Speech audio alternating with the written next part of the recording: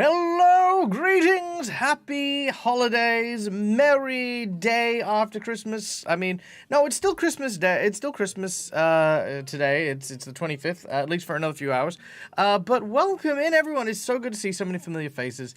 Centauri, I see Hester, our good friend Eric, aka Chu, and also none other than Mythical Turian. It's so wonderful getting to see you guys. Thank you so much for coming and hanging out with me today. I hope wherever you are and whatever you're doing, you are also enjoying the festive seasons, and of course, whether or not you observe it, Merry Christmas from me to you. We are going to be doing a DAG reads today, but we're just gonna chill and hang out a little bit, and just vibe. That's it. Just basically hang out and just enjoy each other's company, because that's what I enjoy doing. Now for today, we're, of course, guys, like with all DAG reads, there is no donation rewards, there is no tiers.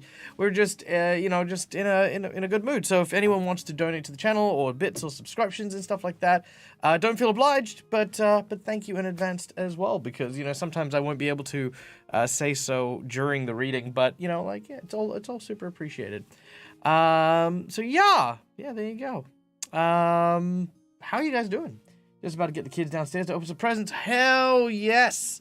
Oh, that is so amazing, and that is so cool. You have a wonderful Christmas morning, Papa Bear, and big love to, of course, your lovely wife and your family as well. I truly do miss seeing you as often as I used to, but I do hold you and your family very dearly in my heart. As well as everyone else as well. But yes, Chu was one of my first ever fans, and one of the first people to subscribe to my channel, and along with Laura Bones, and Shades as well. So they're the OGs for me. Thank you for spending Christmas reading first DAG. Hester, look, it is a pleasure. I could not think of a thing I would love to do more than to hang out with you guys by the roaring fire that is way behind me over here, and read and chill out and just share in the good spirits. That's it. Eldest is meditating while he waits. Meditating gives you a lot more strength and inside power. I see. Well, that's not wrong. That's not wrong, and you need that inside power for tearing apart presents and just present.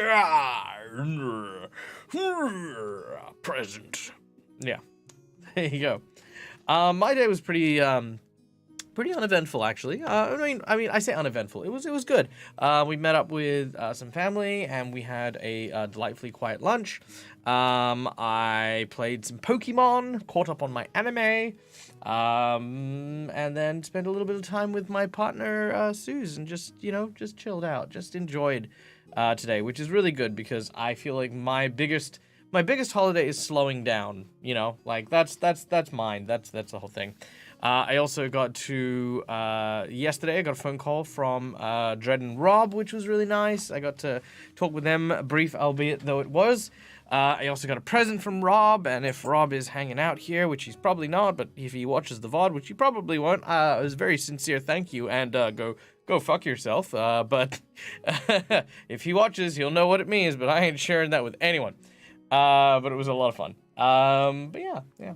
Just opened my own presents, thought I spent a lonely Christmas, and boom, suddenly DAG. Aw, see, there you go. Well, I'm glad that we get to hang out together, and chill out, because that's it. That's what it's all about. And I tell people this all the time. When it comes to streaming and the like, I think there's a lot of reasons to stream: money, fame, fortune, a shared passion, and stuff like that. I think for me, it's always the people, when I started streaming many years ago, I told myself the thing that's going to separate me from, I think, another person is that I don't care if I've got one person or 50 people in chat. I am super happy and super grateful for every single one of those people. And it helps, I have really great streams with hundreds of people watching, which is amazing. But I've also got streams like the reading ones where we've got 10, 20 people watching. And for me, those never matter. It doesn't matter how many people are there, because every single one of you is important to me. And I'm really glad that, whether you're having a good day and you're joining me and, at the highest of spirits, or if you're having a really rough day and, just being able to hang out and, be a part of something that brings you joy, makes you happy. You know, the fact that that can do that for one person is all I need, and I'm really grateful that you guys are here and you guys are part of everything that we do. It means the world to me. So big love, big shout outs, big thank yous. But yeah, so as always, guys, the rules of the reads, I guess, is quite simple. Hey, J Spite, it's nice to see you. Thank you so much for the undying love. So yeah, the rules for the reads is pretty simple. Is we're gonna be reading a book, you know. I won't be able to respond to comments till between the chapters. Again, donations and all the like are just really appreciated more than anything else. They help me live. They help me go do stuff. Right now I'm saving up for the Baldur's Gate video game, which I was led to believe was $300, but then I was informed thusly of the cost of shipping it to Australia. So we're just having a Merry Christmas DAG moment where it's like, well, if DAG wants to get the Baldur's Gate Collector's Edition, he's gonna get it, but I'm gonna need to make sure that I do all of my chores over the holiday period to appease my better half for that kind of purchase. But yes, in any case, all is appreciated, all is loved, and yeah. And if you have stuff you want to talk about, whether it's stuff about the holidays, stuff about TTRPGs, or the story that we're having, any point in time, please feel free to throw it out there, because I guarantee you we will go over it, we will talk, and we will, you know, do all the things. All right, where are you, Meatloaf? Okay, Meatloaf. My dragon that keeps track of my bookmarking. There he is. You get to chill out. Where's Phantom gone? Hey, Phantom, why are you asleep? Phantom! Come back here, you lazy thing. There you are. Hey, cutie, how you doing? Where have you been? All right, there he is. So now we have everything we need. And we can get started. Hello. Okay. Boom. All right. Okay. So, we, as you guys know, are reading the story of Emily Rodda's Rowan of Rin, The Journey. This is a series of 5 books which takes place in a fantastical world. Our story originally began with the title Rowan of Rin, which featured Rowan, a bookshare keeper, bookshare, of course, being these kind of big, yak-like land animals, being sequestered away on a quest to go to the top of a mountain to square off against a dragon to bring water back to his village. But Rowan is a very shy and timid little creature, and the village of Rin is filled with powerful warriors. It was because of the evil witch. Well, I say evil. She's a witch, right? It was because of the witch Sheba that Rowan was brought along on this journey, along with 6 other members from the town of Rin, and climbed the mountain, faced off its various challenges, and one by one, the strong people of Rin started to fall behind and fail at their task, until eventually it was Rowan alone on the top of the mountain, facing off against the dragon, which eventually earned his, I guess, claim to fame. In the second book, Rowan and the Travelers, Rowan's village of Rin was visited by a group known as the Travelers, who were, of course, allies of the people of Rin since the time when the people of Rin were enslaved by the infamous Zebak. Along with the Maris people, who will be important in a minute, the Travelers were considered to be the closest allies of Rin. But Rin, the people of Rin, having journeyed to the mountain, came back with a new harvest of strange berries, which they decided to keep for themselves and keep secret from the Travelers. The Travelers, who had kind of gotten a bad vibe, came back and tried to see if everything was okay with Rin. Learning everything was reasonably okay, they left, but not without suspicion. You see, as soon as they had left, the people of Rin had fallen into a sleeping sickness, and Rowan, along with Alan, the baker, who is half person of Rin, half traveler, went after the caravan exploring people and confronted them about potentially poisoning the town. Turns out they didn't, and after discovering some of the ancient lore and stories behind the Travelers, they learned that the berries that they had harvested were actually like kind of these very, very insidious plants that put people to sleep and then ate them. So they returned to Rin, destroyed the plants, and everything was okay. Now, in the latest book that we're reading, Rowan's troubles are not yet over. You see, the people of the Maris are sort of like an amphibious race of people who were originally split into 4 different factions. The Umbris, the Fisk, and the Pendalis. These 3 different... as well as the... I can't remember what the 4th one was called. They're the Malai, I think. Hey, thank you so much. Mwah! Welcome in, Fancy. Merry Christmas. Yeah, so the Fisk, the Pendalis, the Umbre, and the... I can't remember the last one, but that's not important because they were killed by the Zebak. Now, every so often, the Maris people call upon a chooser to help decide who the next leader of their people would be.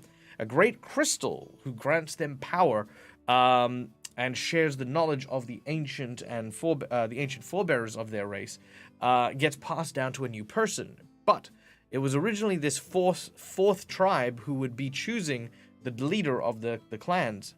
However, when the Zebak wiped them all out, there was no chooser, and it was an ancient ally, a person from Rin, who was given this very, very honorable task. That person's descendants had continued this task of choosing the next leader of the Maris every time the need arose, and as you guessed, Rowan and his mother were chosen for this task. Now, after arriving, learning about the kind of very subterfuge ways of the Maris people, Rowan's mother was stricken ill with a fatal poison. And Rowan, now the chooser, was very unimpressed by this. Together with the candidates for the next keeper, Rowan has decided to use the intelligence stored within the crystal and has discovered a potion that may cure his mother's ailments. So now they've set foot on an island nearby to conduct a trial to decide who the next leader is going to be. And there is a riddle for the recipe, and the riddle is as follows. It is: to mix the brew that wakes death's sleep, fill one spread hand with silver deep. In hungry pool moon raise their head, pluck one and add the tears it sheds. Stir slowly with new fighter's quill, 3 times no more than let it still. Add venom from your greatest fear, 1 drop, and then the truth is clear. This is a riddle given by the first of the keepers that will hold the cure for the poison that afflicts Rowan's mother. Now, right now, they've gone to the island. They've found it's not only quite dangerous, but they've also found this silvery pool that has kind of this mixed kind of almost pearl powder at the base of it. After stirring it, they managed to grab a handful of it. Well, the Maris people did. Their hands obviously are webbed, and as they grabbed a handful, they managed to place it in a jar. However, inside of this pool are these strange fish that devour flesh like piranha, and they've managed to solve one of these problems, and now they must continue to try and complete this recipe. But with one of the candidates now grievously injured, it now falls upon the rest of them to see how they may help. All right, but yes. So, without any further ado, we will start this story. And if you have any questions, of course, please ask. And again, if you want to just chat about other things, we do take breaks between each chapter. All right. Let me move everything closer. Hello. Yes, that's right. It's me, DAG. Okay.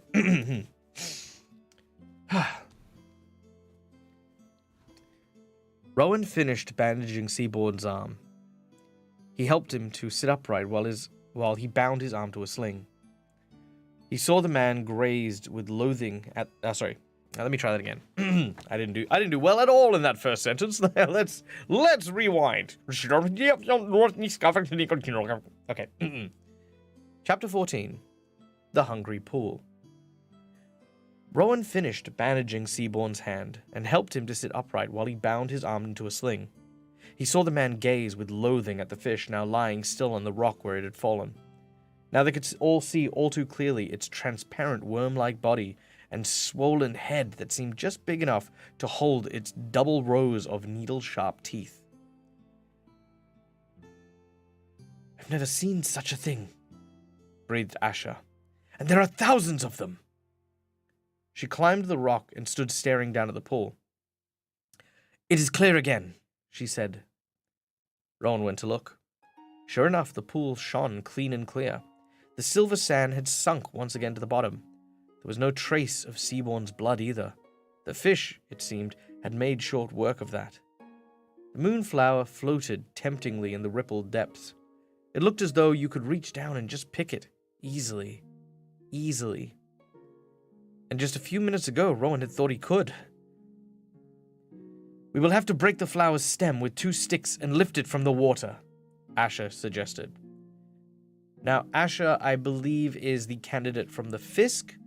Seaborn is the candidate of Umbris. And the other guy, whose name escapes me, it was Dos. Dos, I think, is the clan Pendalis. Maybe. I might have the clans wrong, but we'll get there. All right. Rowan shook his head. I do not think we can do that, he said. The rhyme says we must add the tears the flower sheds. I think the tears must be the juice that drips from the broken stem. If we simply break the stem from above, it'll flow to waste in the water. The flower must be picked by hand and the stem pinched hard to hold the juice in place. One of the grey moths from the forest bumbled over the pool, attracted by the scent of the flower. The water rippled.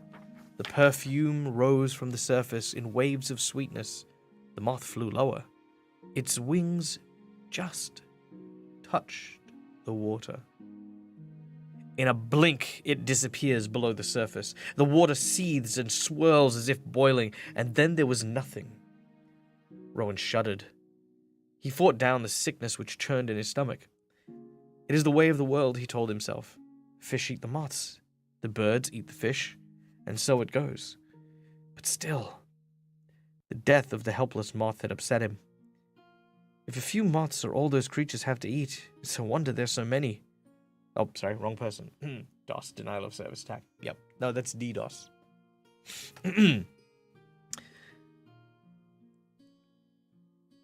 If a few moths is all those creatures have to eat, it is a wonder why there's so many. Asher commented, unmoved. Rowan swallowed and nodded. Somehow we have to find a way to deal with them, he said. Somehow we have to pick the moonflower. There is only one way to deal with fish, said Asher firmly. Even fish as extraordinary as these. We will catch them, net them every one. I do not think we have net that will hold them, called Dos, overhearing. Asher faced him, wrapping her silver cape around her.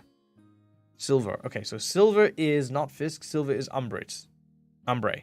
So she's a member of Umbre, which means Seaborn was Fisk. There we go.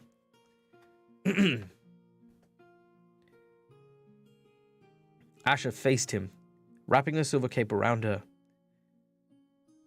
We do not have a single net fine enough, it's true, she retorted, but if we lay all our nets together so that the lines and mesh cross one another, the web will do. I'm sure of it.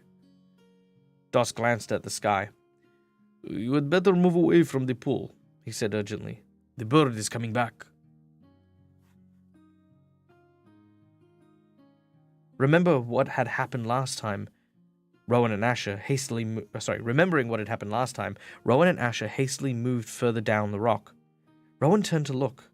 The bird swooped down towards the pool at enormous speeds. It was huge. Its beak was cruel and curved, its claws stretched outwards, glinting, ready to grasp at its prey.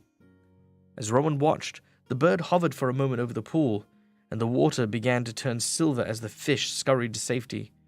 And then, suddenly, the bird swerved in the air, and with a harsh cry, headed straight down for Rowan and Asher. Down! Shrieked Rowan, pushing Asher to the ground. Just in time, the snapping beak and beating wings and razor-sharp claws missed them both by the tiniest of margins. Rowan stared in amazement as the bird wheeled away. What is it doing? Cried Seaborn. I don't know, panted Rowan. It seems to have decided that we are its enemies. Asha climbed to her feet, pale and shaken. I will be glad to leave this place, she said. She pulled a fine net from the pouch in her cape. And to this end, she added, I would ask the candidate of Pendalis and Fist to give me their net so that I may clear the pool.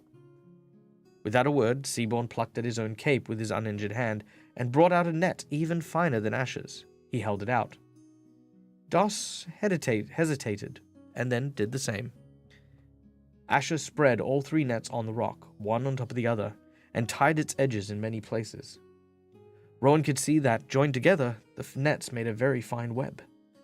There were very few spaces to which the fish may escape, even fish as small as those in the pool. Asha stood with the net made in one hand. Asha stood up with the 3 nets made one in her hand. She glanced at the top of the cliffs, beyond the trees. The green bird was shrieking there, beating its wings at one of its own kind, which had dared to enter its territory. Our friend is busy for the moment. Now is our chance. She carried the net to the moonflower pool and knelt beside it. Rowan and Doss ran to help. They crouched around the pool, holding the net between them. We must dip the net, lift the fish out, tip them onto the rock where they cannot harm us, and then dip again as quickly as we can, Asha said. It will take time to empty the pool completely. She looked behind her at Seaborn, who was watching helplessly, nursing his injured hand. Warn us if the bird approaches, she ordered. No doubt you will be pleased to have something useful to do. She turned back to Rowan and Doss. It suits her to be the one in charge, thought Rowan. Ready? Said Asha. Now! They dipped the net into the pool. The water seethed. Rowan felt a slight tug at his hands. He tensed his muscles, ready to lift. Out! Called Asha. They lifted together. Rowan expected a small weight, but there was no weight at all. He rocked back on his heel, staring stupidly at the ragged piece of net he held. He looked up at the others, and they too were blinking as though they could not take in what had happened. The entire center of the net had disappeared, and in the pool, the fish feasted. Never. Asha was trembling with shock and anger. Never have I seen anything like this. What devils are these? The water was calming. Soon it was gently rippling once more, and they could again see the moonflower blooming. There was no sign of the net or any part of it. It had been completely consumed.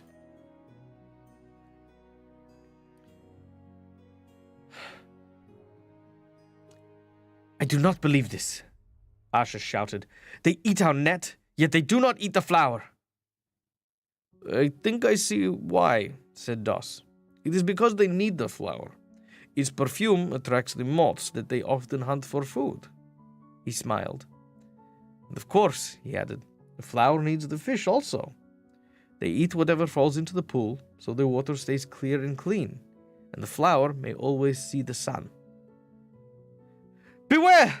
Cried Seaborn. They scrambled away from the pool, staying low, as the green-feathered bird swooped down again. The pool began to turn silver. The bird plunged in, then rose, screeching, clutching, wriggling prey. The bird can take the fish, Doss said slowly.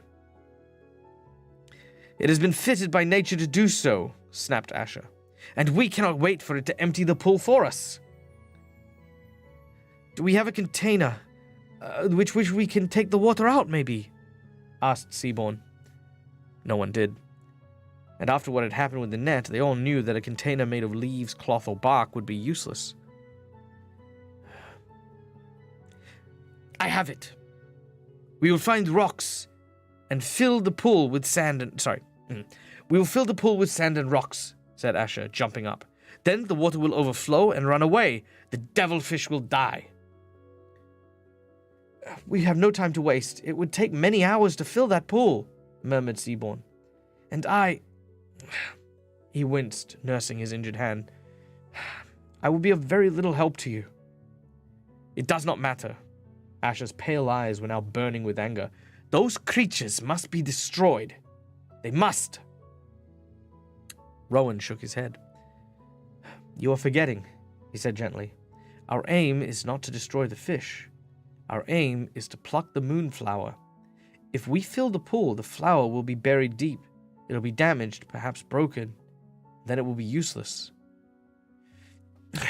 Asha threw up her hands. We must destroy these fish before we can pick the flower, she raged. If we cannot destroy them, the thing cannot be done. Yes, it can, cried Rowan. It must. It can be done, said Doss, because Orden did it. There is a way. We only need to find it.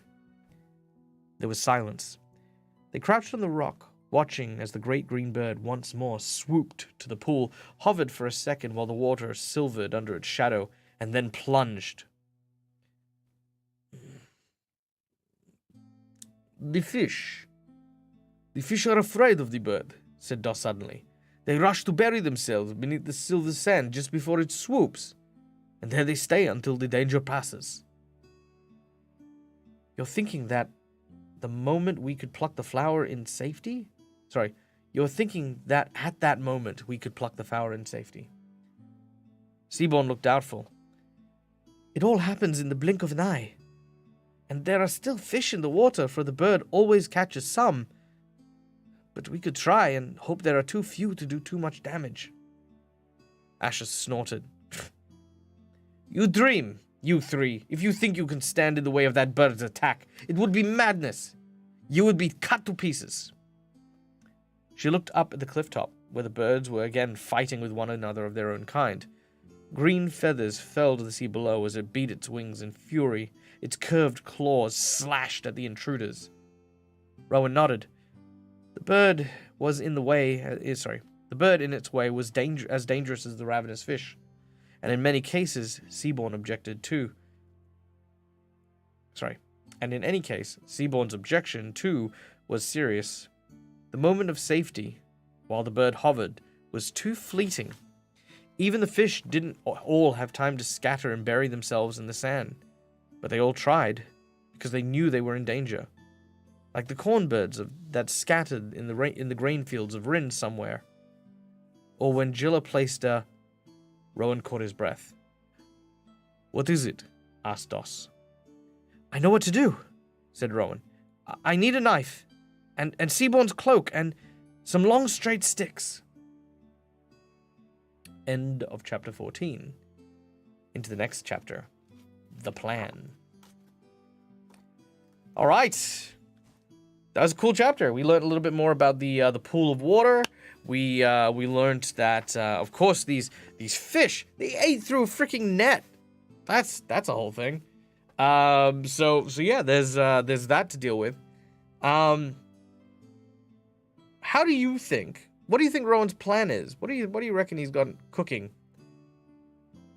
Hey, Sea God, thank you for walking in quietly. I appreciate that. We got to the end of the chapter, so now we're taking a quick break to chat and talk and go over the last chapter. Let us know what you think. I'm gonna go grab a Coke because I wanna. Oh, should I get a water? Water or Coke? I'll go see. If I've got any cold water, I'll have some cold water. But stay here. Ask questions. I'll be back.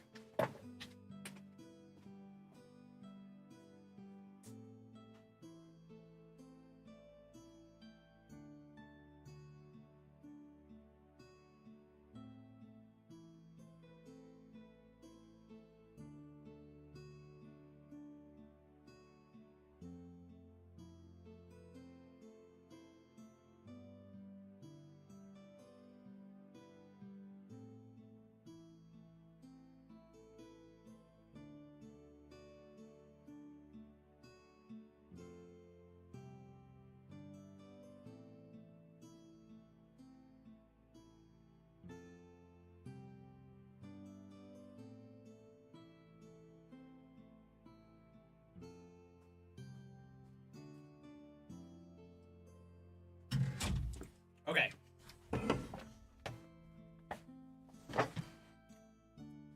Yes, you've only missed one chapter. And right now, all they did was find out that the fish that were there that ate into Seaborn's hand, they kind of bury themselves when this giant bird swoops down to grab them. Who wants a ginger turmeric maple cookie while Dag's gone? That sounds amazing. Ginger, turmeric, and maple cookie. Ginger, quite tasty. Goes well with sugary treats. And turmeric cuts through the maple. It's a very, very well-balanced cookie. They do sound scrumptious. Use the cloak to cover the pool as if the bird was coming. Yeah, so maybe like a kite or something. That'd be kind of cool. Oh yeah, please feel free to share the recipe. In the Discord, there is a chapter. I believe there is a cookbook chapter in the Discord if you want to leave the recipe there, Myth. Just saying. And maybe I'll give it a go, and then we'll see what we get. So there you go. I think Hester's onto it. I think they're gonna create a kite. But my theory with the kite though is if they create a kite, I reckon the bird's gonna attack it, and I reckon it's gonna destroy the kite before they can make that plan happen. So I think they might need to come up with another plan. But maybe they won't. I mean, maybe they won't have time. Who knows? 'Tis a tricky one, that one. Very tricky one. Okay. Well, only one way to find out. Chapter 15. The Plan.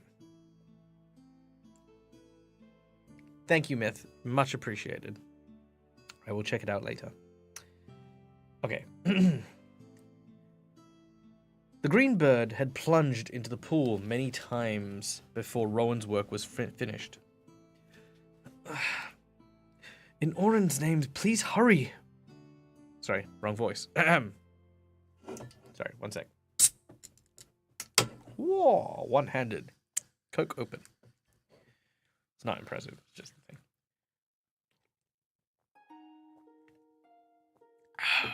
Okay.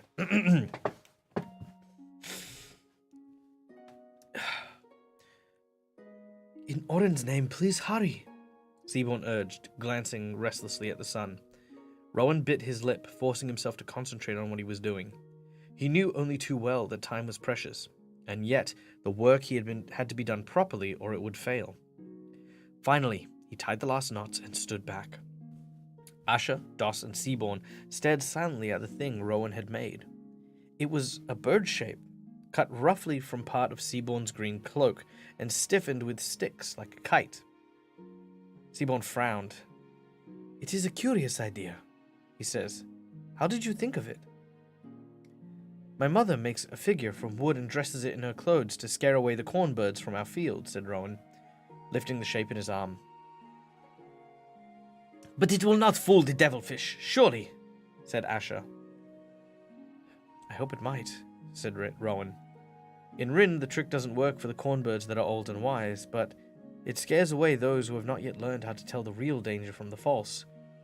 I believe these fish are like those young cornbirds, for if I'm right, no one has ever tried this trick here since Ornan's time.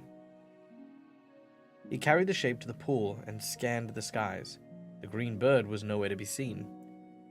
Now is the time, he said, beckoning. Quickly, before the real bird returns or the sun sets. It is important that the shadow of the bird shape falls onto the water. Doss and Asher stood back from the pool and took the shape between them, holding it by the edge of the wings. Rowan lay down beside the pool, his eyes fixed on the moonflower.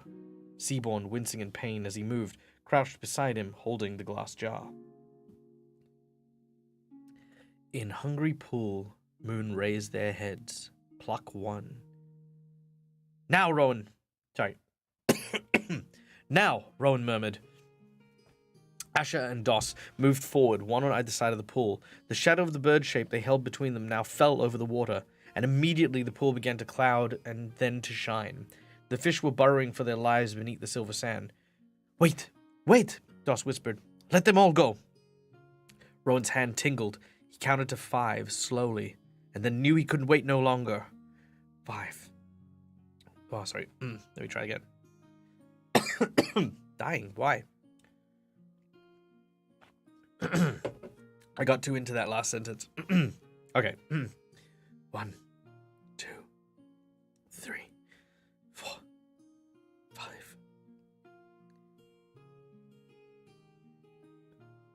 Then he knew he could wait no longer. Gritting his teeth, he plunged his arm into the cold, silvery depths. Down, down every second, expecting that piercing pain which would signal the ravenous fish had emerged from hiding, realizing they had been tricked. The stem of the moonflower was now between his fingers, smooth and hard. It bent, but did not break. "Make haste," Seaborn begged. Desperately, Rowan leant further over the pool, plunging his other arm into the water, tearing at the moonflower stem with his nails. The silvery water lapped at his chest, his neck, and chin. If the fish were to attack now... He felt the stem break. Pinching the end with the fingers of one of his hands, holding the flower with the other, he wriggled backwards, grazing himself on the rock, and just as the white flower broke the surface of the water, pain shot through his forearms and wrist. He heard Asha and Seaborn shouting in terror. He smelt the heavy, overwhelming scent of the already wilting flower. He looked down at his arm, where a dozen transparent, biting creatures hung wriggling. His mind was clouded by the pain like 1,000 needles, but Seaborn was holding out the glass jar, calling to him. "Pluck one and add the tears it sheds." Rowan thrust the stem of the flower over the jar and loosened his pinched fingers, and the tears it shed. Precious drops began falling into the jar, mixing with the silver liquid, turning it blue, blue as the shining cloth of Doss's cloak, blue as the sea, blue as the sky. "There, it is done," said Doss, fastening the last of the bandages. Rowan thanked him. His arms throbbed and ached, but the sticky brown ointment and bandages were comforting. He looked over to the rock where the moonflower flower lay broken and already yellowing. He felt sorry that it had to die. Doss followed his glance and gave one of his rare smiles. "Come," he said, beckoning Rowan, who stood up and followed. The pool was rippling and clear, and far below its surface glimmered the perfect white face of another moonflower. "There was a bud beneath the bloom you picked," he said. Rowan gasped. It opened the moment the pool cleared.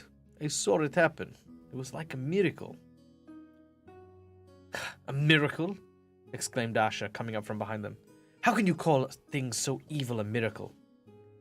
Doss turned with serious eyes toward her. "The flower is not evil because it blooms where it does," he said. "It simply exists, as do the fish in this pool, and the birds on the cliff, as well as you and I." Asher returned his look coldly. "You'll never forget that you are the candidate, do you, Doss of Pendalis?" She sneered. "And how well you have studied this chooser. You say exactly what would please him." Doss frowned. "I do not," he said. "I say exactly what I think." She laughed, disbelieving, and went to sit by herself at the edge of the rock. Rowan looked quickly at Doss and then away again. He was thrilling with shock. He had suddenly realized he had let his guard down. For a while, he'd actually forgotten that his companions were not his friends or even willing helpers. He had forgotten what Perlane had told him, that they had been trained from the earliest childhood to be cunning and to please the chooser with whatever true thoughts, be cunning and to please the chooser whatever their true thoughts. He had forgotten that one of them had poisoned his mother, but now he remembered, and his anger returned. He lifted his head, ignoring the throbbing in his arms and the even greater ache now in his heart. "We must find the third ingredient," he said loudly, avoiding all of their eyes. "Stir slowly with new fighter's quill, 3 times, no more, then let it still."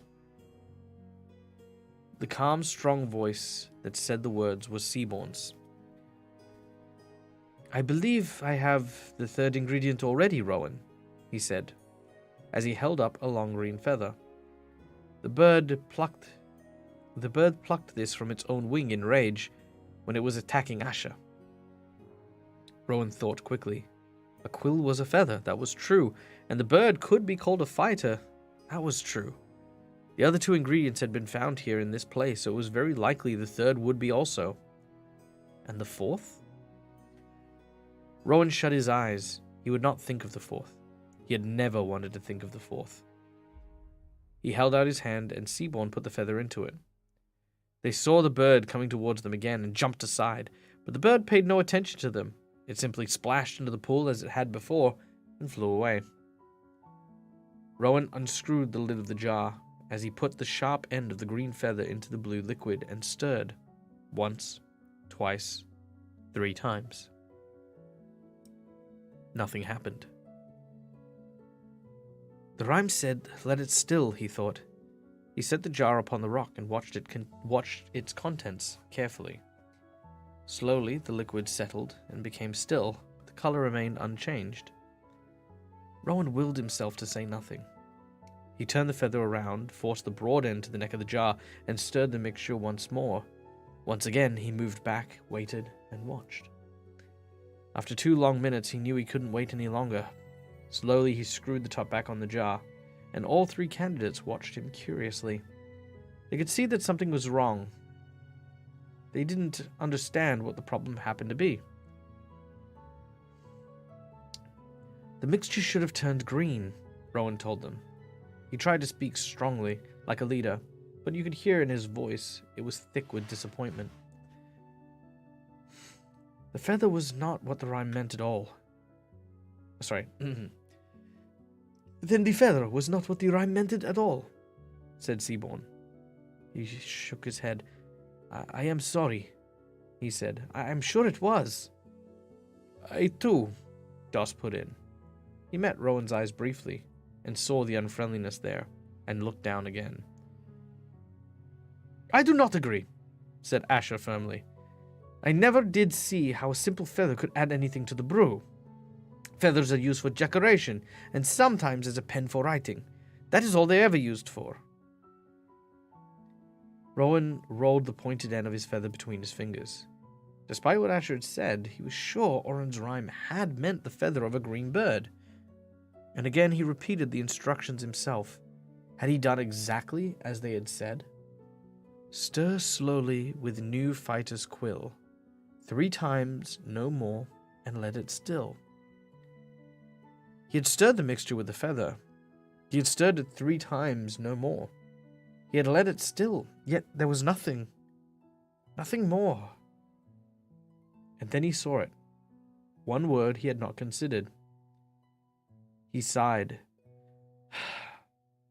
At last he knew what he had to do. End of the chapter. Next chapter. The Fighter. All right. Yeah, that one's pretty obvious. I'm really glad that it worked out, that the plan worked out. Honestly, I thought it wasn't going to work out. I thought there was going to be, they're going to make a kite, like, and actually fly the kite up, but they didn't. They made the kite and they just sort of held it above it, which was good. Made sense, and they got away unscathed from it. Well, relatively unscathed. Obviously, Rowan's now injured as well. But that's a whole other thing. That's a whole thing. I have a question for you guys while we are on our little pre-chapter break, and that is, who do you think Rowan will choose as the new keeper of the crystal? Asher is very headstrong, very confident, very competent as a leader. Doss seems to be very compassionate, very well thought of, if not, what's the word? Very quiet. And Seaborn's very brave and seems to be very, very keen and eager to do whatever he can to help out and be a useful resource to the group. So between these 3, who do you think Rowan will end up picking, or who do you think Rowan will choose? Seaborn is the suck-up. Yeah. Seaborn's the one who plunged his hand in to get the first ingredient and got bitten. And he's also been, I don't know, there's also that part of me that's like, where he's like, I wish I could help out, but I can't. I'm not saying that he's not injured as badly as he claims to be, but at the same time, it's like, is he putting that on? Who knows? You think Doss is going to be the choice? You think he'll choose all three? Oh, that's a good option. No one says the choosing has to be one.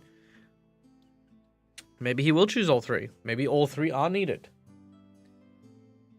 That's a good angle, I think. Which one would I choose?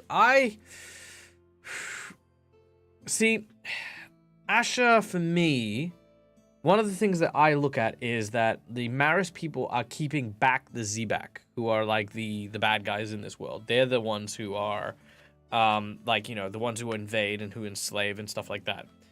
I think DOS, my fear would be that DOS wouldn't add anything to, like, the keeper. So the crystal stores the memories of, like, all the previous keepers, right?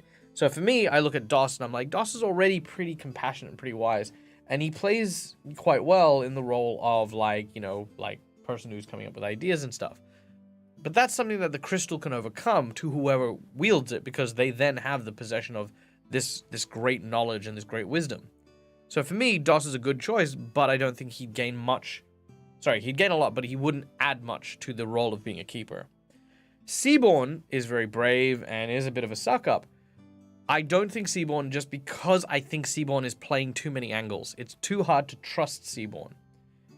Asher, however, Asher's very determined. Asher's very direct. Asher's very decisive. And while she lacks those kind of resourceful ideas, that's something that she could gain from the crystal, right? The crystal could give her that wisdom, could give her that insight. So I think Asher would be the more complete keeper in the long run, and hopefully would maintain enough of that, you know, sort of steadfastness to keep the Zebak at bay. That would be my choice. I would go with Asher if I were the chooser. I'm gonna go with Ash. They're abrasive, but if the crystal will balance and teach them, they could. Yeah, so exactly. Yeah, it's Centauri. Yeah, you and I are kind of in the same. I think the crystal will pick comfortable. Comfortable. The DOS, you mean? The want to stay with the whole group.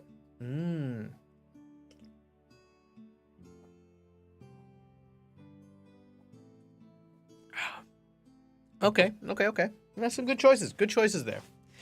Well, only time will tell, but we are going to be trying to push through to get through the end of this book. So, we will find out one way or another. Okay. Chapter 16, The Fighter. The channel that will communicate their best messages. Yes. Fancy, yes. New. That was the word that counted. A feather could add something to the brew, said Rowan. It could add a trace amount of oil which it draws from the bird's body to make it waterproof, but only when freshly plucked. The oil must dry up and vanish into the air very quickly. The candidates looked up as one to the dimming sky above the cliff top, where the bird shrieked and plunged, flapping and cawing at the other invaders. As they watched, a feather fell from the bird's wing and drifted down towards the sea below. It is when the birds fight that the feathers fall off. We cannot climb that cliff, Dos of Pendalis, scoffed Asher.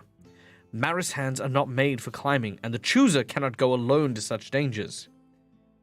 I would be a fool to try, said Rowan, unwillingly. I'm not strong enough for the climb either. My arms have been injured. Besides, I have no head for heights and would probably fall. None of the candidates seemed to find this surprising. Of course they wouldn't, Rowan realized.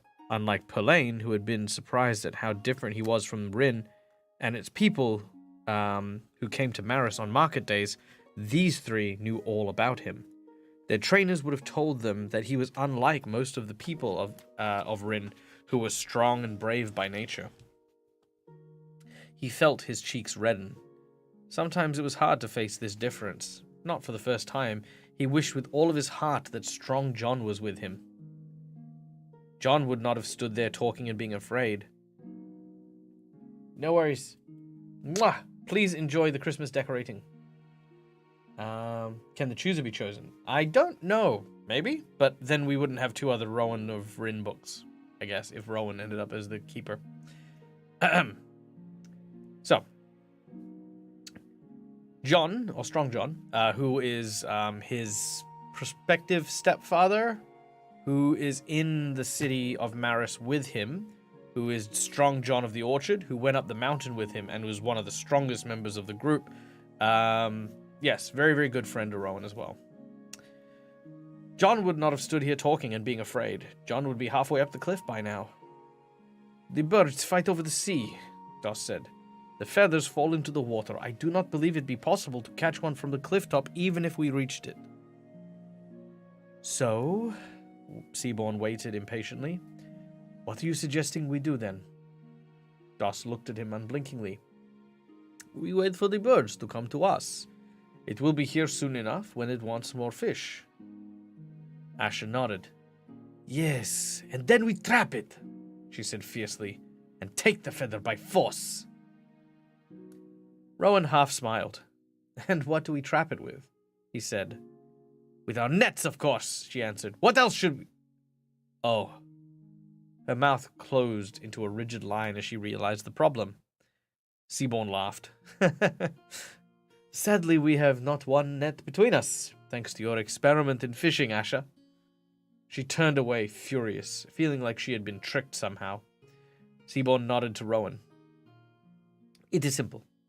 We wait for the bird to come to the pool, but this time we do not run from it. We face it, make it fight us. Rowan's heart swelled with gratitude. If John could not be with him, at least Seaborn was. Asher spun back to face them. Are you mad, Seaborn of the Fisk? She spat. Have you started to believe yourself to be part of your Sorry. Have you started to believe yourself to be the part of your trainers you have Let me try that again. God damn it. Also, hi Daz! Welcome new subscriber, Kaleo. Hey! An anonymous gifter gave Tankeliel. I'm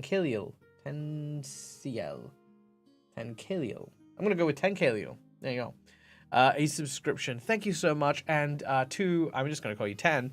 To Tan, thank you so much for being a subscriber now. Please enjoy all of your really cool and fun emotes. And, of course, have a Merry Christmas, Happy Holidays, and a safe period, however you want to celebrate it. Yay. Oh, thank you, Seagard, for the bits. Stop it. You're going to make me get all weird. I'm trying just to focus, Michael. Yes, I'm trying to perform for you people. How dare you try and sequester my attention with love and bits and donations and stuff? How dare you? Shan't work. Okay, let me try this again. Guys, no. Centauri, thank you so much for starting up the hype train. I wish I was like as on point as CC, and I wish I had like a train whistle or something. But thank you so much for starting the hype train, guys. Hey, Calindria, welcome in. Thank you so much for joining us. I hope that you and Matt and of course the little one are having an amazing time. Merry Christmas. Okay, all right, here we go. I'm gonna keep going. Also, nice. Ah, missed it. Still nice. Seagard, thank you so much for the 100 bits. Okay, gotta try. I've lost already where I'm. Fancy, no, stop it. Christmas hype. Thank you so much for the 100 bits. Okay. Where am I at? Gotta find where I am first. Okay, this line was difficult, so I'm gonna try this again. Asher spun back. Nope, messed up straight away. Asher spun back to face them. Are you mad, Seaborn of the Fisk? She spat. Have you started to believe yourself to be part of the trainers? God damn it! Why am I not reading this right? Have you started to believe yourself to be the part your trainers have taught you to play? There we go. Got it. Got there in the end. Hey, thank you so much, Myth, for the 100 bitty ditties. Much appreciated. You are a wonderful human. All right. All the love. Okay, I got this now. Have you started to believe yourself to be the part your trainers have taught you to play? The fearless hero, so beloved of the farmers of Rin? Again, Rowan felt a jolt. Seaborn is not John. He reminded himself. Seaborn is a Maris. The Maris value cunning, not strength. He must be playing the part, just as Asher said, but Seaborn was staring Asher down. It is you who are mad, Asher of the Umbre, he said coldly. I am what I am, and if a feather freshly plucked from the bird is what I need, I am willing to fight for it. One of your hands is already useless, she retorted. Seaborn drew his knife. Then I will use the other, he said. The bird is coming, warned Doss. Trying to ignore the aching pain in bandaged arms, Rowan picked up a stick and ran to the pool. Seaborn went with him, his knife held in his good hand. After a moment of hesitation, Dross drew his blade and followed. Trying to focus is going to do it. But Asher gathered her silver cape around her and turned back again.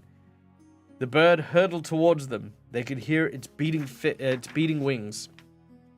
Rowan, Seaborn, and Doss stood waiting, shoulder to shoulder. It is huge, thought Rowan. Its claws are like knives. He braced himself. Leave the fight to us, Rowan, shouted Seaborn. You try for the feather while we... His voice was drowned out by the angry screeching of the bird. It was upon them. Rowan saw the wicked gleam of its black eye. He staggered back as its giant wings beat the air above its head. And then, dazed, he realized that the bird swooped past him, past them all, and headed straight for Asher, who was standing stubbornly with her back towards them. Asher! He screamed. She half turned and saw what was happening and flung herself to the rocky ground as the bird skimmed over her, its beak snapping, and swooped away into the sky. Rowan ran to her. Already she was crawling to her feet, bruised and scratched and shuddering with shock. What happened? Why did it do that? She gasped. It took no notice of us at all, shouted Seaborn as he and Joss ran to them, joined them. Yet we are at its feeding pool. It attacked Asher once before and ignored the rest of us, muttered Rowan. But why? Why? Asher glanced up fiercely. She raised her hand to her mouth. It's turning! It's coming for me again! Poor woman. Dazzle and Centauri, thank you so much for taking us through and into the hype train level number 2. You guys are nuts. Thank you so much. I'm just reading, guys. Guys, this is so nice, and I really, like I said, I really do appreciate you. You guys are just, you're too much. You're awesome. Thank you so much. And Myth as well, and everyone. You guys, yeah, it's too much. Okay, here I am. Okay. This poor girl, she's just being swooped at. If you live in Australia, this is exactly what magpies do, by the way. It's just, you just don't know why. You don't know why they've got it out for you. But these people are, like, literally over by your nest. Why are you hunting me down? We don't know. The magpies hate you. Okay. Rowan looked up. Sure enough, high in the sky, the green bird was wheeling in a circle, preparing to attack once more. Hide in the forest, Rowan urgently said.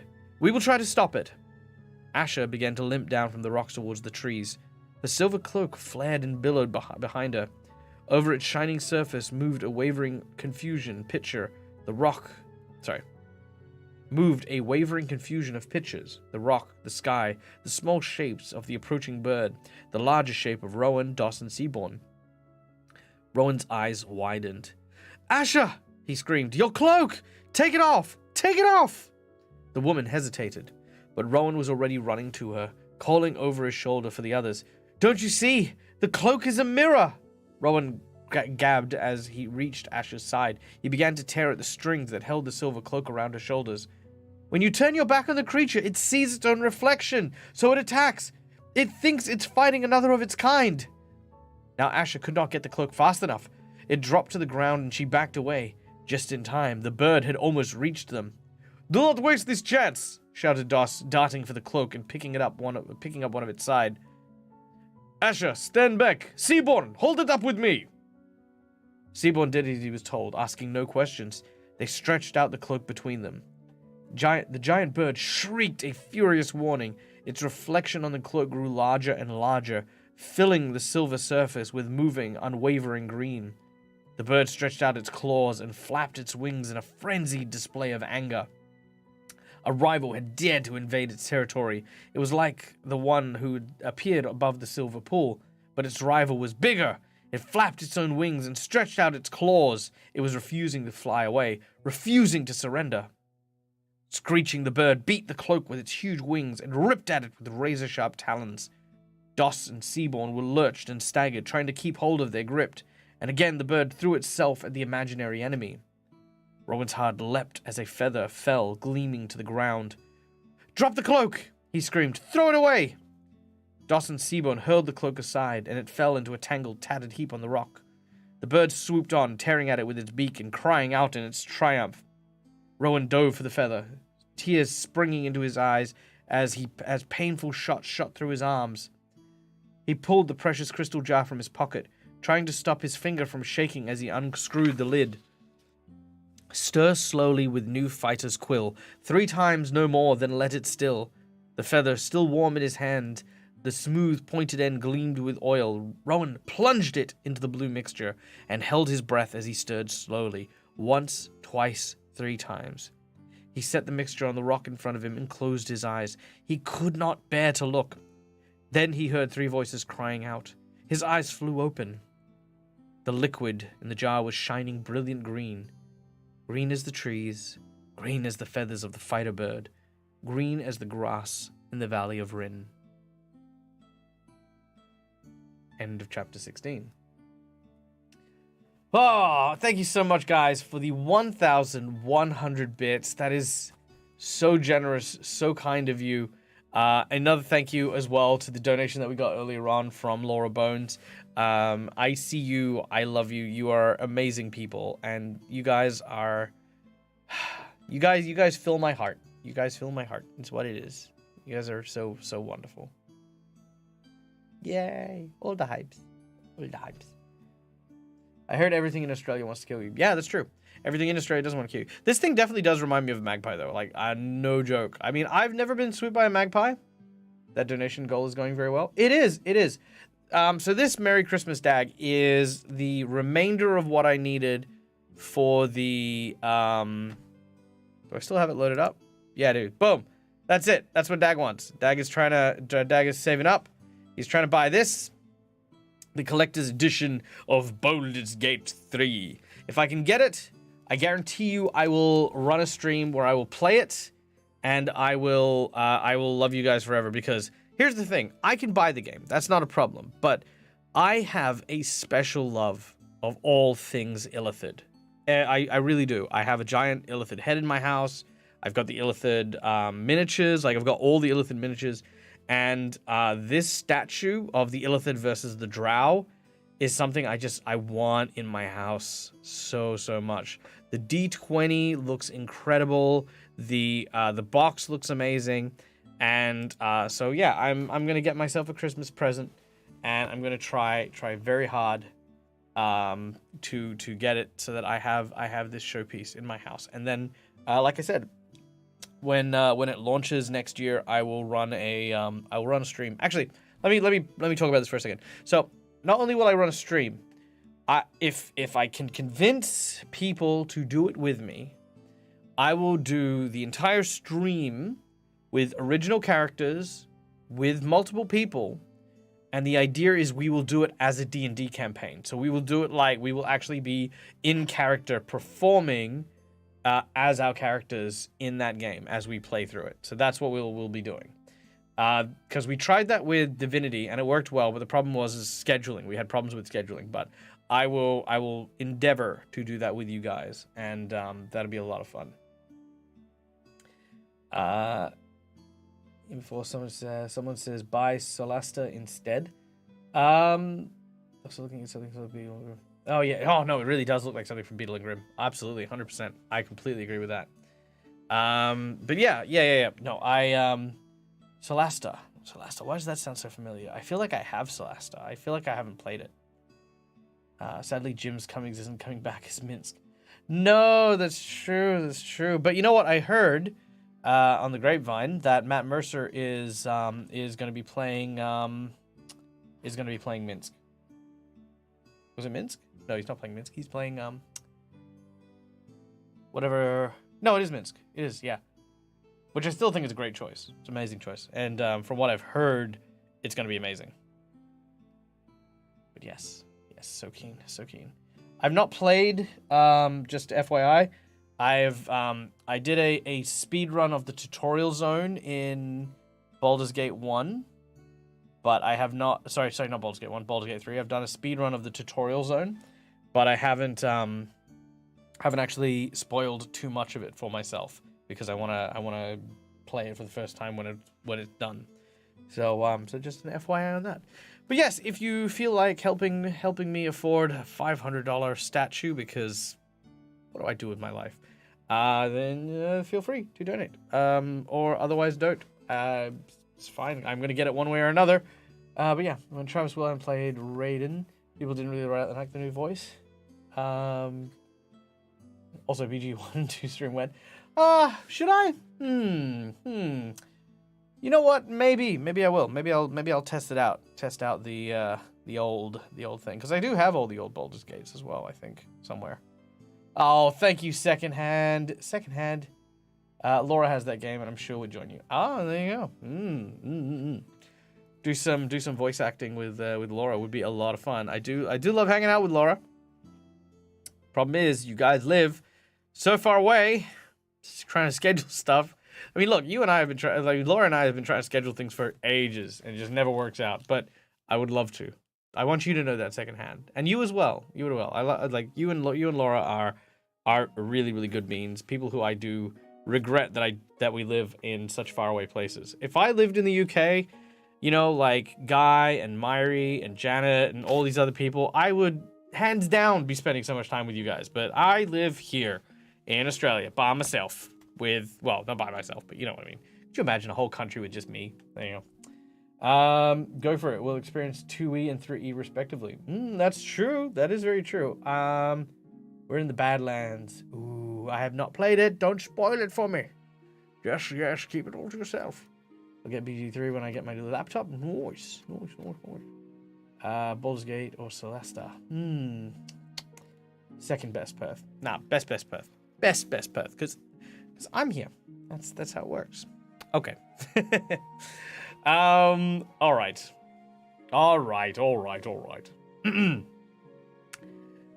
Chapter 17. The Greatest Fear. Now, let's not lie. This is the chapter we all want. Okay. Now it was Asha's turn to be bandaged. Her hands had been grazed on the rock, her back and shoulders scratched and beaten by the bird's wings and claws. She would not let anyone touch her wounds except Rowan. She sat rigid as he smeared on ointment through the tears in her clothes. It must have hurt her, but she gave not a single whimper of pain. Doss and Seaborn stood watching from distance. Seaborn kept looking at the sky. Finally, he spoke. "We must move quickly to find the last ingredient," he said. "Already it is dark. Night is upon us." Rowan knew Seaborn was thinking of the Keeper's failing strength, but all Rowan could think of was his mother. How much time did she have left? "The choosing should be completed by now," muttered Asha. "By now the chooser should be naming the choice." "How can the Keeper be so sure she will die at sunrise?" Rowan asked. "So it has always been," said Asha. "It is part of the mystery of the crystal. This night of all in the year is always the night of the choosing, the night of the full moon. Orin found the crystal in this month, on the night of the full moon, but always before the flame of the cavern of the crystal. But always before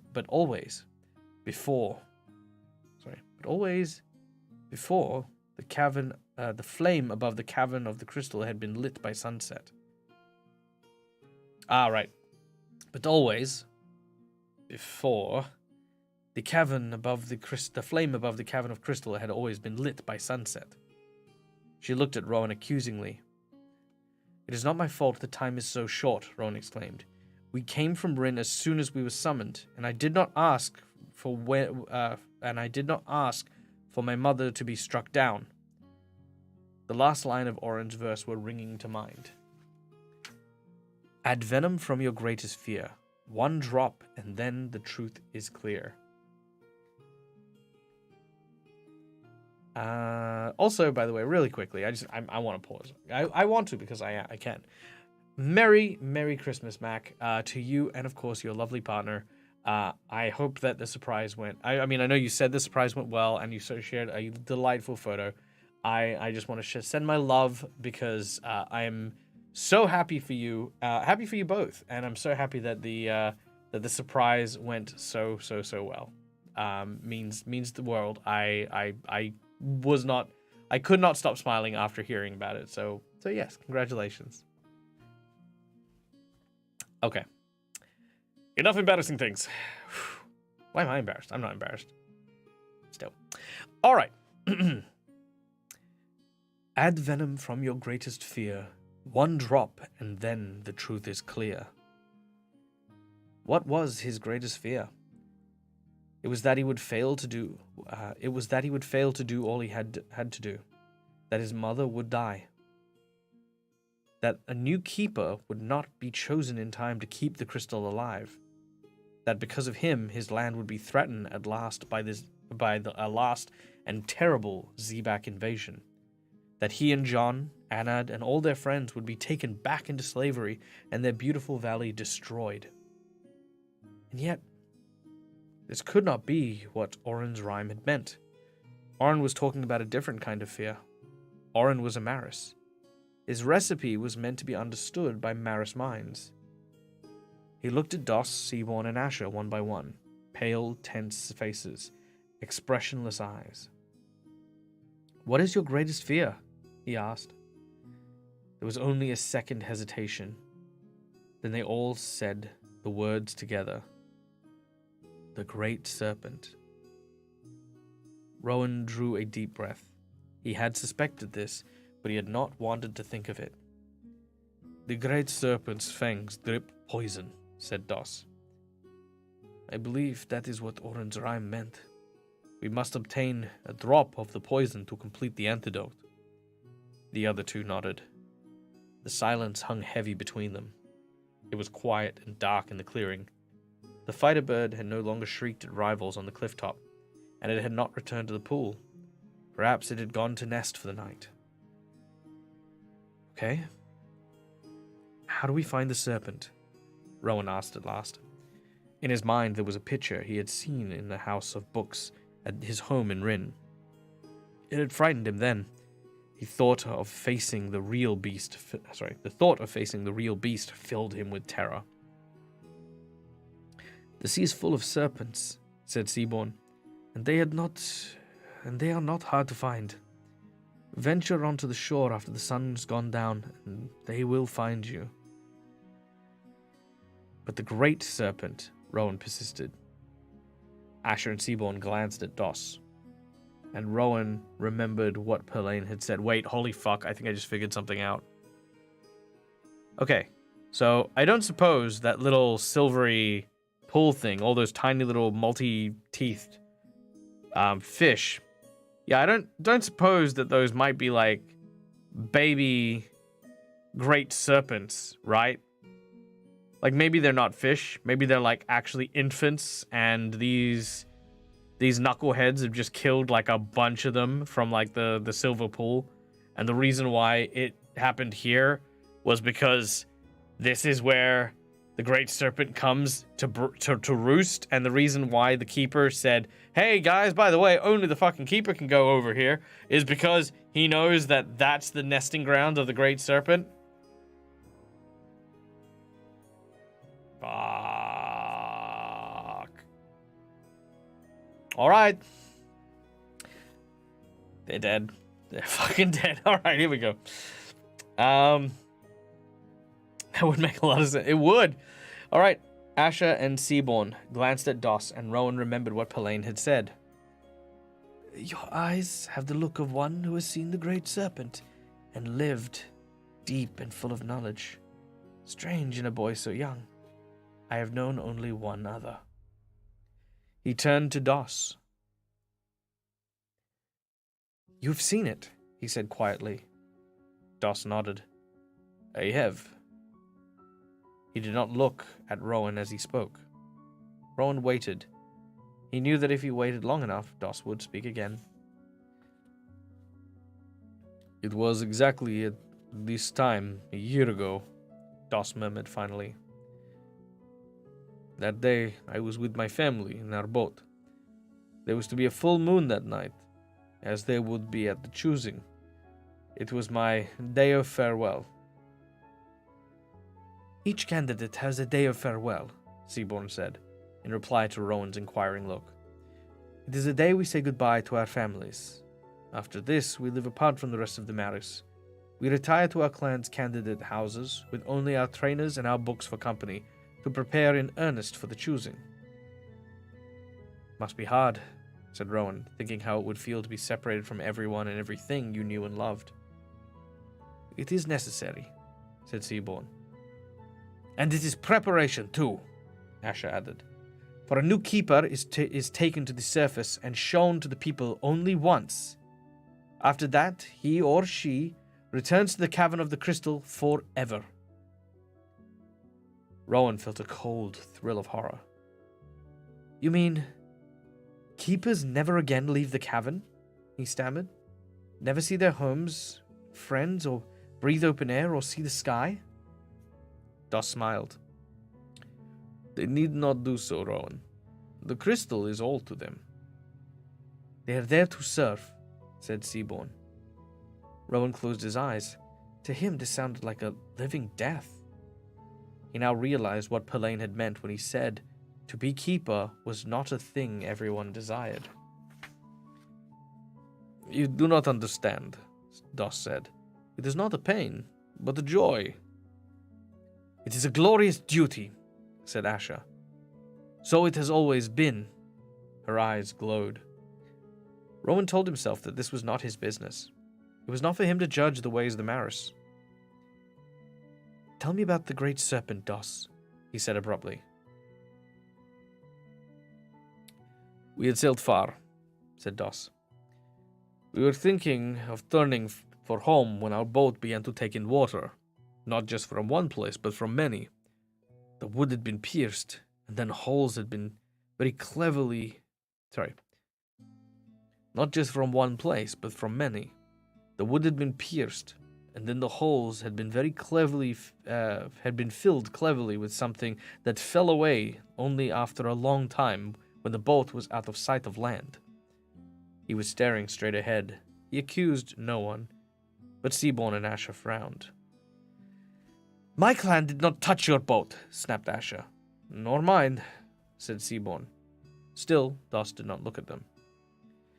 However it happened, the boat sank, he said.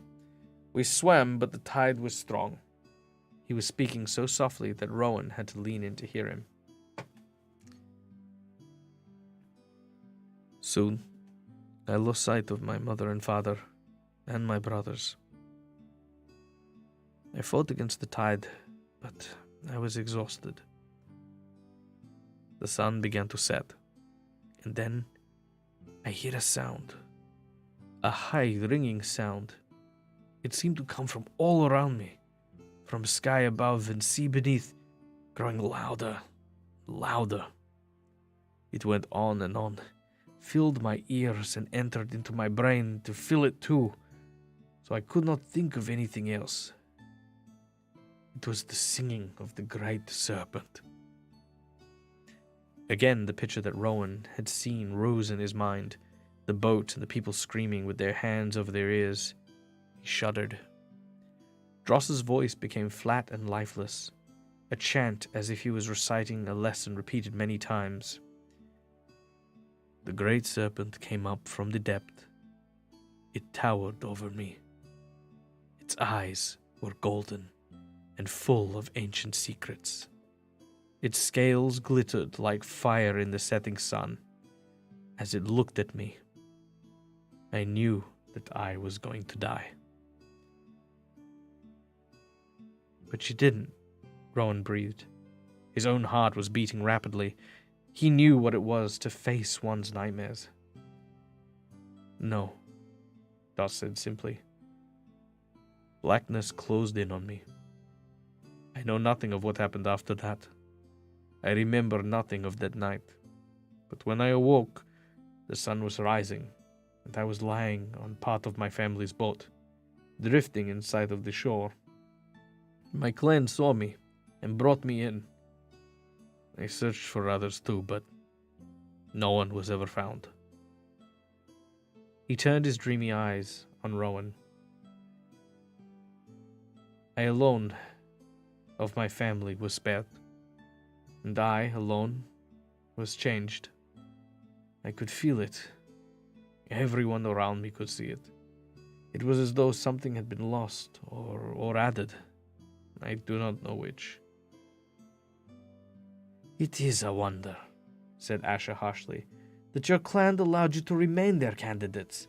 Were there not others undamaged who could have taken your place? Of course, Doss replied. And I expected this. But then I realized my trainers believed that the change was for the good. It had not affected my wits, but it separated me from the others, made me different, and they thought special. Again, a strange smile hovered over his lips. For of course, to see the great serpent and to live is a powerful charm. No one is known to have done it since Orin the Wise. Seaborn, who had been listening in silence, finally spoke. There are some who say that the whole story is a lie, he growled. A lie invented by your trainers to impress the people and one day the chooser, as perhaps you are doing right at this moment. Doss met his cold gaze calmly. I wish it were a lie, he said. But then that sound, those yellow eyes, would not haunt my dreams, as after this night they may haunt yours. As after this night they may haunt yours. Rowan straightened his shoulders. Whatever his fears, whatever his doubts, he knew that the only way for him to go was forward. The sun is set, he said. Time is short, and we must find the great serpent. How do you think we should begin? All right, end of the chapter. Okay. Whew. Tense stuff. We learnt about Doss and his whole thing. We learnt about the great serpent. That's freaking terrifying. I always think of like the Pathfinder great serpent as well. Whenever I think of this particular serpent. Let me see if I can find a picture of it, because it's really cool.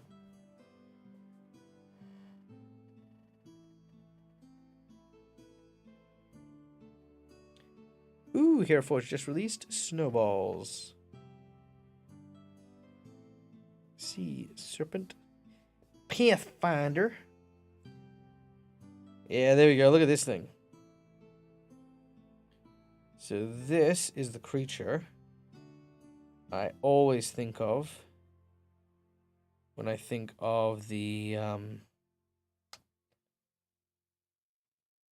I wish there was a better photo of it. There we go. Yeah, there you go. That's the one. Yeah, this is what I think of. Look at this. Boom, look at that. Yeah, so that's the Pathfinder Swashbuckler and the Witch squaring off against it.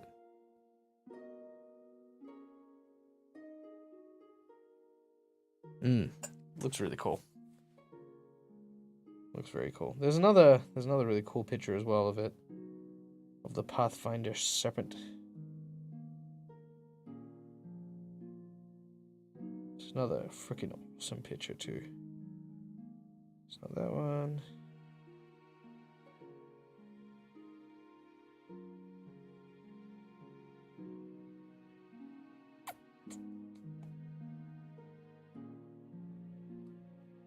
Yeah, it's a tough one to find. But yeah, very, very cool. Is that it? Nope. Thought I found it. I did not. But yeah, anyway, I digress. Jormungandr. Yes, maybe Jormungandr. Maybe. He met the great serpent, thought he was going to die, woke up and saved the serpent, save him. Maybe. I think more more likely, maybe the old keeper or the current keeper saved him. That's my thought. Which makes me wonder whether or not maybe the old keeper has a horse in this race. Because we were mentioning before that maybe the keeper poisoned Rowan's mum. Maybe the keeper knew that this was all going to happen. Could be all the things. Could be all the things. Also, for those of you who don't know who Jormungandr is the world snake that Thor fights during Ragnarok. I actually have a character who was named after the namesake of Jormungandr. His name was Jormundir. Jormundir was my character from the Blood War series on the D&D channel, actually. So that was a lot of fun. Actually, if you guys haven't seen that series, highly recommend watching it. It was a lot of fun. I have a few really, really key moments in it that I absolutely loved. I remember I was at the back of a war machine being chased by a demon, and I ended up like rolling like a natural 20 on an intimidate check to scare the living crap out of the creature chasing us. And this huge draconic paladin was just like, and then scaring like freaking demons the size of like my wagon. So good. It was such a good series. Did have a lot of fun with it. Yeah, there you go. Jormundir. I wonder if I've got his picture somewhere. Maybe I do. Maybe I don't. Not that it's important, but if I've got it right here, I will show you. If I don't, then that is okay as well.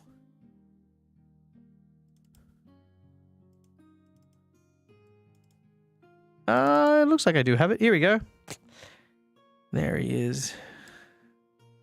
Boom. Might be a bit big. Might come in super big. So prepare to lose sight of me in a second. Oh, it's so big, I'm actually in the far corner of it. There we go. Yeah, there he was. So this was Jormundir. Yeah, lots of fun with Jormundir. And this art was done by Tony Trona, who was the official artist for all of our series and stuff like that. Yeah, lots of fun. I do like the idea of sea serpents. Like I think sea serpents don't get enough love. I feel like a lot of people tend to like lean towards like dragons and stuff like that, but I love like the lindworms. I love like the lindorms, the sea serpents. I love other things as well. He looks so badass. He was badass. He had God of War chain blades as his weapon as well, which we made custom versions of them, which I thought were really cool. Yeah, and the chains, the spool of the chains actually were in the pauldrons. So as he pulled them out and stretched them out, they would just come out of the those little draconic shoulders things. Yeah, the armor was so cool. Yeah, armor was so cool. And I think he was a worshiper of Bane, the god of war and tyranny and conquest and stuff. Yeah, had a lot of fun with Jormundir. But yeah, if you want to go check it out again, go look for Descent into Avernus Blood War, and you will find it, and you will find me and our fun little game. Yeah. All right. What say we continue? We're only got. Do I remember his voice? I am Jormundir. Yes, I do remember his voice. He was quite an intimidating sort. I don't think we need to be going this way. If you second-guess me again, I will tear you limb from limb. Do not presume to understand my thinking. I swear, for the final time, if you ask me another inane question, I will ensure that there will be a scar in this land, the exact same shape and size as you, and a sign which will forever read, "Here lieth someone that pissed off Jormundir." Yeah, I remember his voice. I loved him very dearly. It's true. Yeah. He's one of my iconics, right? Like I loved playing this character, and I can bust him out whenever I want to. My biggest regret is that we didn't do it was a 12-episode season, and my biggest regret is I didn't actually do a campaign with him from like start to finish, because that would have been a lot of fun. Because I love playing characters who are evil but just really nice guys. They're really nice dudes. The talking character, Salazar was amazing. Swing! Yes, Salazar was also quite the character. I am definitely very, very fond of that one. No, that's not right. Swing! Now listen here, Peter. We must speak. And we will speak plainly. Yes, this is Salazar. I did like Salazar. He was quite an interesting character. Which was more fun was the fact that he was a bard and no one knew about it. In fact, I spoke to my party later on who asked me, if you're playing a talking sword, why are you not a fighter? And I said, well, the answer is quite simple, really. If I were a fighter, I'd be a sword that would wield tiny swords. And that seemed quite stupid, given I don't have hands.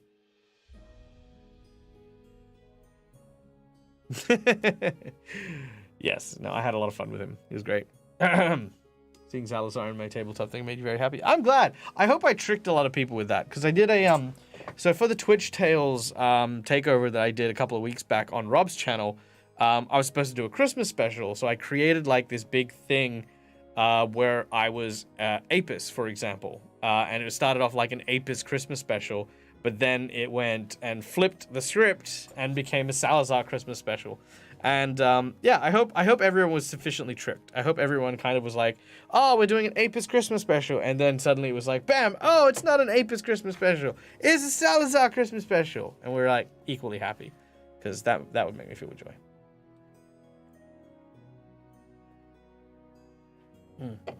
Yeah, no, I like Salazar. I think Salazar works in one-shots, though. Yeah. Maybe I'll make that, I'll get Rob to turn that into a shirt, and we'll just go, swing! That'd be a lot of fun. Whew, alright. Chapter 18. The Moon of Choosing. I do not see how this is possible, said Asher. Only fools venture onto the deep by night, even by boat, and we have no boat. If we swim, we'll surely be taken by smaller serpents without ever sighting the great one we seek. The sky was dark and filled with stars. The moonflowers showed white in the dark pool. Waves crashed on the shore beyond the forest. There must be a way, said Rowan, watching Dross.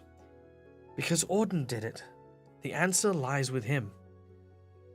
To see the great serpent and live is a powerful charm. No one is known to have done it since Orin the Wise. Orin the Wise. 1,000 years ago, on the day he found the crystal, Orin met the great serpent, thought Rowan. It was just at this time of year. That is why it is the time of the choosing. He went over the story in his mind. The story Pelaine had told him. Orin was fishing. He started from home in his boat after sunset. The great serpent rose from the sea. It upset his boat and chased him. He fled to an island. He found the crystal. And that is how all of this began, thought Rowan. He then frowned. There was something odd about this story. Some detail that was wrong. At first, Rowan could not think of what it was. And then he remembered. Orin had not been fishing on the day he found the crystal. The keeper had let it slip that Orin was actually on the island that day, making the antidote for death sleep. Rowan thought it through. Orin must have just said he was fishing to hide his real purpose. He did not want others knowing he was making a secret death sleep antidote, and no one then or since has questioned this story. No one has questioned it because Orin had brought the crystal back with him, and all interest was focused on its wonder. After all of that, no one questioned the story because Orin had become Orin the Wise, someone extraordinary, the first keeper of the crystal. But on the day Orin found the crystal, he was still just an ordinary Maris man. And when you thought about it like that, the story of his meeting with the Great Serpent was even more unlikely. Would Orin's fear of staying on the island overnight have been greater than his fear of taking a boat into dark water? Almost certainly not. And even if he'd braved the water, could Orin really have outswum the Great Serpent if it was chasing him? Again, almost certainly not. Rowan's thoughts ran on. That part of the story too, then, was a lie. Orin had not left the island after sunset. He had not met the great beast in the sea. Had he really seen it at all? Yes, because the poison was the fourth ingredient in the antidote. So, The back of Rowan's neck prickled. So that meant something very strange indeed. It meant that somehow Orin and the Great Serpent had met on land. On the island, perhaps even... "Look at the moon," murmured Doss, pointing. A great full moon had risen over the treetops, still cold and white. It floated in the grey sky like a flower in the depths of a dark pool. "The moon of choosing," whispered Asher. And then they heard it. A heavy, slithering sound coming from the path through the forest, coming closer and closer. "What is it?" panted Seaborn. Dross stood, his eyes wide. "Quickly!" he hissed. "Away from here! Away!" They ran from the rock and crouched among the trees. The sound grew louder. The sound of leaves being crushed and swept aside. The sound of ferns being bent and broken under some gigantic weight. Into the clearing writhed the Great Serpent, leaving behind it a clear path as it had done so many times before, the water of the deep still dripping from its dragon head. Its yellow eyes were glazed. Its drying golden scales shone under the moon of choosing. Its huge, swollen body thrashed and curled. Waves of terror flowed over Rowan. He heard the soft whimpering of Doss, the heavy breathing of Asher, and Seaborn close behind.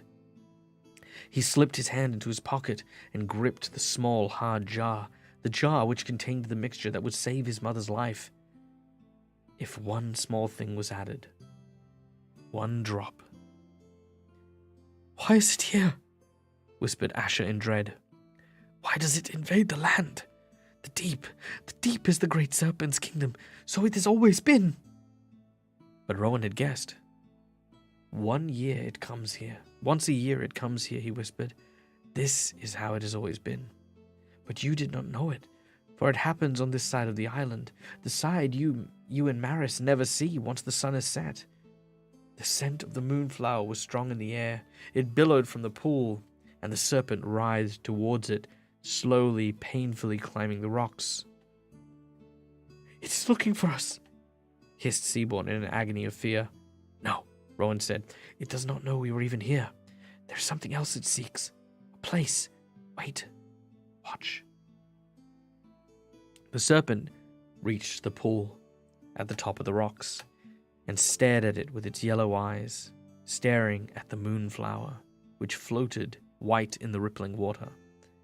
It then looked up at the moon in the sky and opened its massive jaws and cried out, a weird ringing sound that pierced the ears and filled the minds. Doss wrapped his arms around his head and moaned softly. Asha too hid her eyes, but Seaborn watched, fascinated as the monster coiled its enormous body around the pool. "It's laying eggs," he breathed. "Yes," said Rowan. "It's like the giant turtles that swim in your seas, like the Kirarian worm, whose eggs you collect every spring morning. It lives in the deep but lays its eggs on land. And this is the place. This is where Orin found it." The serpent was laying eggs indeed. They shone silver in the moonlight as each was laid. The tip of the great tail swept it into the moonflower pool, where it then sank through the water to rest on the bed of silver sand. What a better place to hide eggs! Rowan was filled with wonder. No creature would dare touch them there. The shells must be hard as stone, so the fish cannot harm them. By now, Doss and Asha were looking too. But when they hatch... By the time they hatch, the fish will not be so many, Rowan said. The fighter bird will have taken a great number of them. The fish that are left will attack the newborn serpents. The fish that are left will attack the newborn serpents, nodded Doss. And many will be killed, but some will survive, swimming to the surface and crawling out of the pool, wriggling down the path to the shore and into the sea. And the broken shells will remain to gradually be ground down by the moving water to make more of the silver sand, said Seaborn. By Orden, it is incredible. His face was alive with interest. He was so entranced that he forgotten his fear. If it were not for the fighter bird, the pool would be thick with fish and the baby serpents would die when they hatched, Rowan whispered. If the fighter bird did not defend the pool against all of its neighbors, the pool would be emptied of every last fish. And then the eggs would be perfectly safe to hatch, and the sea would be thick with serpents, but empty of every other living thing. No fish, said Dross. No food for the maris or oil for our lamps. Fish skins for our shoes and clothing. No safety even in daylight for the ships that come to trade because the serpents would be hungry and desperate. And so the maris would die. The serpents too, in the end. It is all a great hole. It is meaningless. Seaborn was scowling now. The birds eat the fish eat the serpents. Why need the cycle at all? If we were to come to the island each and every year and destroy the great serpent's eggs using the way Rowan has taught us, our seas would soon be completely free of danger. We could fish at night as well as day, and soon double our catch, or triple it. We could sell to the traders and feed multitudes. The island is forbidden by Orden, Seaborn of the Fisk, said Asher sternly. And the serpents have always existed in our seas. That is the way it has always been. For Asher, that was enough, but not for Seaborn. Well, why not destroy the serpents? He demanded. Of what use are they? All they do is stop us fishing when we wish. Do you not see it, Seaborn? Rowan thought. Do you not see the use? You yourself have just explained it. But he said nothing. Instead, he stood up. He was trembling all over, but he knew what he had to do. He had unscrewed the lid of the silver-top jar and began to step toward the rock.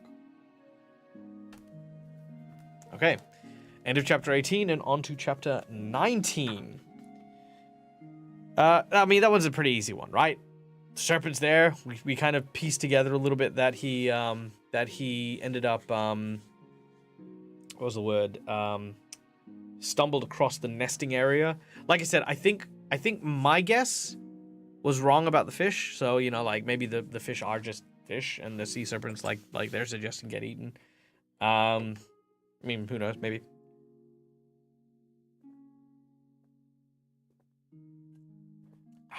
But the whole cycle of the ecology is really, really fascinating. Need to hop off. Xmas lunch starting. Have a lovely Christmas DAG and chat. Fancy. Just a real quick moment before you run off. Thank you so much for being here, for being part of the community. It has been a great pleasure getting to know you and getting to work alongside you. Thank you for everything you've done, not only for myself, but for Rob over this last year. Honestly, I think it's one of the hardest things as a content creator, as someone, especially like myself. I want to make sure that people around me who do work for me, who do stuff for me, get compensated. It's why I struggle very, very, very heavily with receiving help doing stuff. It's why most of the stuff I do on my channel, I do on my own. And I want to say that you've always been just so kind and so forthcoming with your help and with your aid and with how much you've done. And I just want to say that everything, even this whole Rob takeover thing that, you know, you helped organize and run and coordinate, I see your efforts and I super appreciate it. Fancy, you are a amazing person, and I cannot wait to do some awesome and amazing stuff with you next year and to see all the cool things that you're going to keep doing. Have a safe, merry, and wonderful New Year and Christmas. Hey, McClover and Dead Like Me Dead. Dead like me? Dead like me or dead like me? Dead like me or dead like me? Because I am the Dead Aussie Gamer. Welcome in. And yes, all the love for fancies. All of the fancy love. I need stickers, keychains, and zipper jackets so I can wear it at work. Nice. DAG merch. DAG merch. Look, I'm not gonna lie. There is some talks of DAG merch. There is stuff that's being worked on, some stickers, and I want to actually, one of the things I'm going to be trying to make is a t-shirt that is this. So it's not like the two-piece like I wear, but it's just a t-shirt with this as the main print so that you guys can wear DAG t-shirts, because I just think that's hilarious.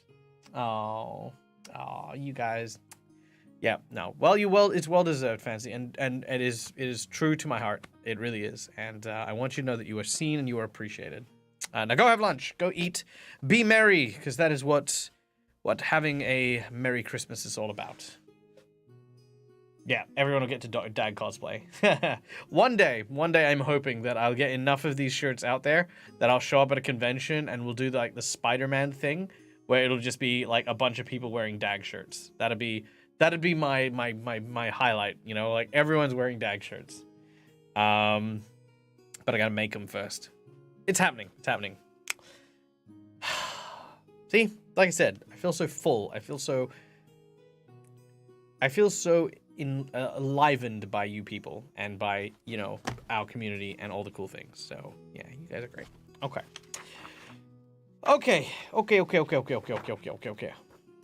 We are going to keep going. We have only a small amount left. Challenge accepted. All right, that's how much we got left. All right, so let's get through it. Look at that. It's nothing. We're gonna do it. We're gonna get through this. Then we're going to the next year we're gonna go into the next book, which is I'm gonna give you guys a sneak peek of what the next book is called. You ready? You ready? The next book in the series is Rowan and the Z-Back. So I can't wait to finish this one, because this is, the Rowan and the Z-Back I have not read at all. Like, I read this one many years ago and I don't remember much about it. But I haven't read the other ones at all, so I'm keen. I'm very excited. All right. Chapter 19, One Drop. The great serpent turned its head. Its yellow eyes were fixed on Rowan. "Do not look at it," Dross cried. But it was already too late. Rowan was already staring into those glazed eyes, and he couldn't look away. It was as though his body had gone numb. Hands tugged at his sleeve. "Rowan," came a choked voice. "Remember, your mother, the poison." Rowan tore his eyes away from that cold golden stare. Doss, Asher, and Seaborn were behind him. Their faces shone ghastly white in the moonlight. It was Asher who had spoken. Dimly, Rowan realized that she had used his name at last. She grabbed him fiercely. "You are the chooser. You must not do this. I will go in your place. My death will be of no account. Yours will mean the end of the Maris. Give me the jar." He looked into her pale eyes. They were full of fear, but met his own steadily. She is like my mother, he thought. She will always do what feels right, even to her death. Seaborn shook his head. "I am stronger and taller," he said in a low voice. "It is for me to face the great beast. Give me the jar." On the rocks, the serpent waited. Rowan hesitated, then turned to Doss, a small blue shadow in the dim light. "No," said Doss quietly. "None of us can do this thing in Rowan's place." Asher and Seaborn broke out in an angry argument, but Doss held up his hand. "From birth we have feared this creature and its kind. And it knows us and our kind. It knows our smell, it knows our pale skin, it knows how we'll move. We are its natural prey. It will strike out at us without thinking. The only one of us with any chance of creeping close enough to it is this stranger." Rowan took a deep breath. "Yes," he said. He turned back and faced the beast again. This time he did not meet its eyes. He took a step forward, and another. The serpent did not move, but its huge jaw opened. A black forked tongue flicked out and hissed. Inside of its mouth was smooth and yellow. Its fangs were white tipped with black. Poison dripped from the blackened needle points like drops of steaming liquid gold, which fell and sizzled on the ground. Rowan climbed. He could feel the rock smooth under his feet. He could hear himself panting, clutching the jar tightly. His foot brushed against something on the ground. It was the dead moonflower, already browned and dried out, its petals curled like a shallow cup of leather. He knelt down and tore one away. The serpent was still laying eggs. Still pushing them one by one into the pool, the moon above shone huge and white, but its yellow eyes remained fixed on Rowan. Doss was right, Rowan thought. It doesn't quite know what I am, and it wants to finish laying its eggs. It will threaten, but it will not stir unless I make sudden movement. There is a chance. He crept up towards the pool, nearer, nearer, till he could see the moonflower shining beneath the water like a reflection. He began to edge around the vast coil that encircled the pool, moving towards the head. The great serpent's eyes blazed. Its arched neck and its eerie, ringing cry split the air. The sound was so piercing that tears sprang to Rowan's eyes. He longed to cover his ears, but he had the flower petal in one hand and the precious jar in the other, so he could do nothing. And then the serpent hissed again. Its jaws, which could crush a marish boat to splinters, gaped wide. Its tongue flickered, tasting the air. Its fangs... Sorry, my mouse is too close, and I keep clicking on it, and I'm worried that I'm going to stop the stream if I don't move it. Okay, sorry, my apologies. Let me try that again. And then the serpent hissed again. Its jaws, which could crush a marish boat to splinters, gaped wide. Its tongue flickered, tasting the air, its fangs glinting in the moonlight, white-tipped, black, dripping deadly gold liquid. Now, Rowan darted forward, holding out the moonflower petal, catching the venom in the leathery dish it had now become. The serpent struck at him, screaming in anger. Rowan lurched backwards and fell, the sound tearing into his brain. Pain shot through his bandaged arms. The venom smoked and sizzled in the moonflower petal, the jar tilting dangerously. Add venom from your greatest fear. 1 drop. In panic, Rowan looked at the jar. The green liquid was safe. Then he turned his eye to the petal, and to his horror saw that the venom was burning through it. The precious golden liquid was trickling away through black scorch holes and was falling to waste upon the rock. It was falling into a fine smoking stream, and was almost gone. No, he was hardly aware that he had screamed that.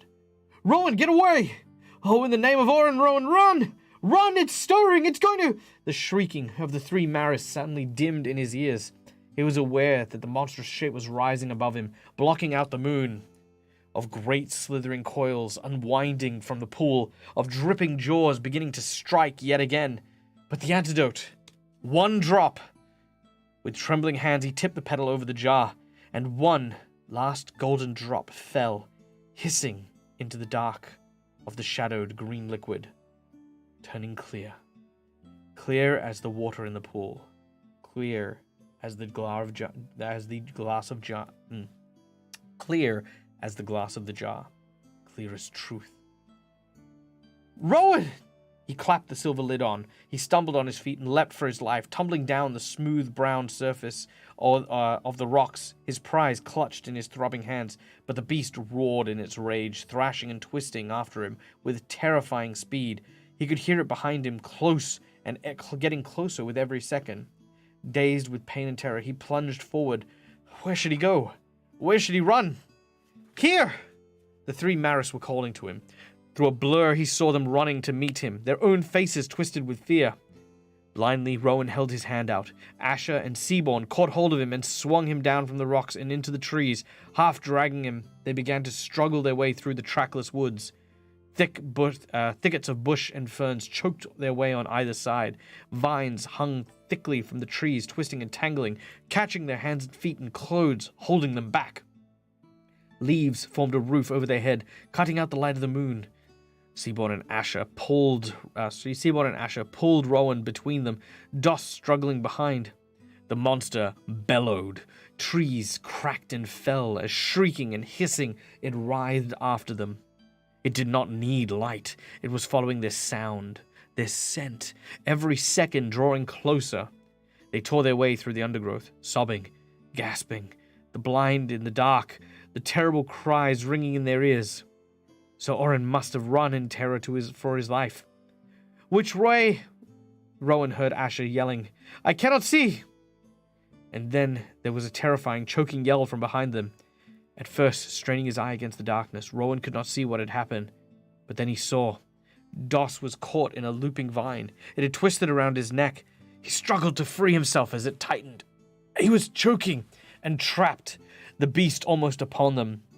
They could see the tree shaking and falling in its path. It howled as it smelled their terror. Doss hung helplessly, the tips of his toes kicking uselessly against the soft ground. "Leave him!" shrieked Asher, but Rowan could not.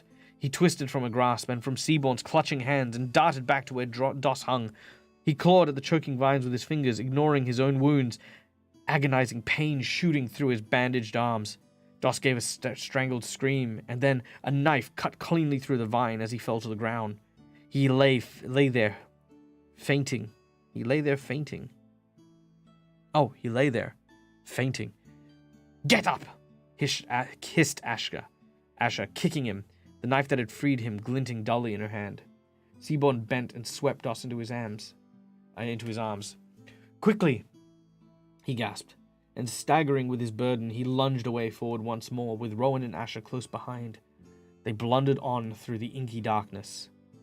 "Leave me," rasped Doss, stirring. "Put me down. Leave me.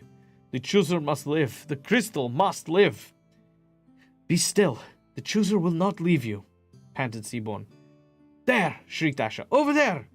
She was pointing at a winking light, so faint, so small, that it shone through the black trees like a star. "Maris!" cried Seaborn. They struggled on towards the light. It grew larger and brighter. They began hearing the crashing of the waves. Never could they have found their way so quickly in the daylight, but in the night, the Maris lights gleamed across the water, piercing the darkness and guiding them. Hissing and writhing, the serpent plunged behind them, the land not its place, but it was angry, it was hungry, it was hunting. Struggling for breath, crying with fear, they burst out of the forest and onto the shore. Huge waves beat upon the rocks. Salt spray tingled along their faces. Across the water, every house in Maris blazed with light. "They have lit every lamp for us," gasped Seaborn, letting Doss slip to the ground at last. "They must all be waiting." "Hurry!" urged Asher. There in front of them was the iron gate. Dragging Doss between them, they ran into it, wrenching it open, and together tumbled into the darkness of the stairs. And just as the great beast tore its way through the last ring of trees, the gate clanged shut behind them. They heard the creature's tail thrashing in fury. They saw its huge head darting this way as it looked for them. They clung together, trembling and exhausted, but knew that they were safe. The beast could not follow them into a space this small. Like Oren before them, they had escaped. Rowan touched the jar in his pocket. And like Oren, he thought, we are bringing back something precious. Precious, of course, if it was not too late. His hands shaking. His voice echoed against the rock walls of the tunnel.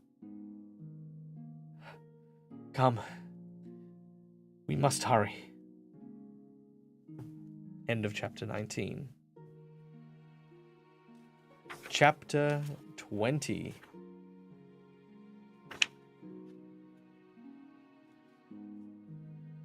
Chapter 20's title, I'm going to leave a secret because reasons. Now, this is normally where we stop the stream, but we are very close to the end, so I'm going to keep going. All right, if you guys have any questions or any thoughts, leave them in chat. We will read them at the very end of the stream.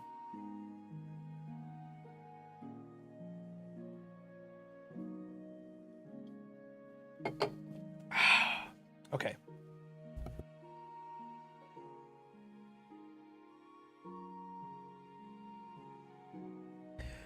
Whew. Mercy. All right. Chapter 20. Blank. They half limped, half ran through the tunnel. It seemed endless. Ahead was only darkness. "Where is the light of the crystal?" panted Asher. "We must be nearly at the cavern, and yet I cannot see it. What if—" "The keeper is alive," said Seaborn firmly. or the people would have not been in their houses burning light for us. There, called Rowan. He pointed at a dim glow just coloring the blackness ahead. They hurried towards it, Rowan's head pounding in time with his heart. His throat felt closed and tight. They were nearly at the cavern, and yet he felt nothing. No unseen pull of the crystal drawing him, no voice whispering in his mind like his own thoughts. They were at the entrance. Within, all was silent except for a ceaseless dripping of water. Seaborn, Doss, and Asher fell back. Rowan took a breath and crept in, afraid of what he might find. The keeper was huddled in her chair in the center of the cavern. The crystal glowed feebly under her hand, spreading a circle of green light around her chair, and leaving the rest of the room in dimness. In the shadows, John knelt by Jilla's couch, his head bowed. Rowan's heart gave a great thud. So, chooser of Rin, you have returned. The keeper had not moved or looked up, but her low voice filled the room. John's head jerked up. He leapt to his feet, and by the look of wild, unbelieving hope on his face, Rowan knew that after all, he was not too late. He ran across the room and knelt down beside his mother.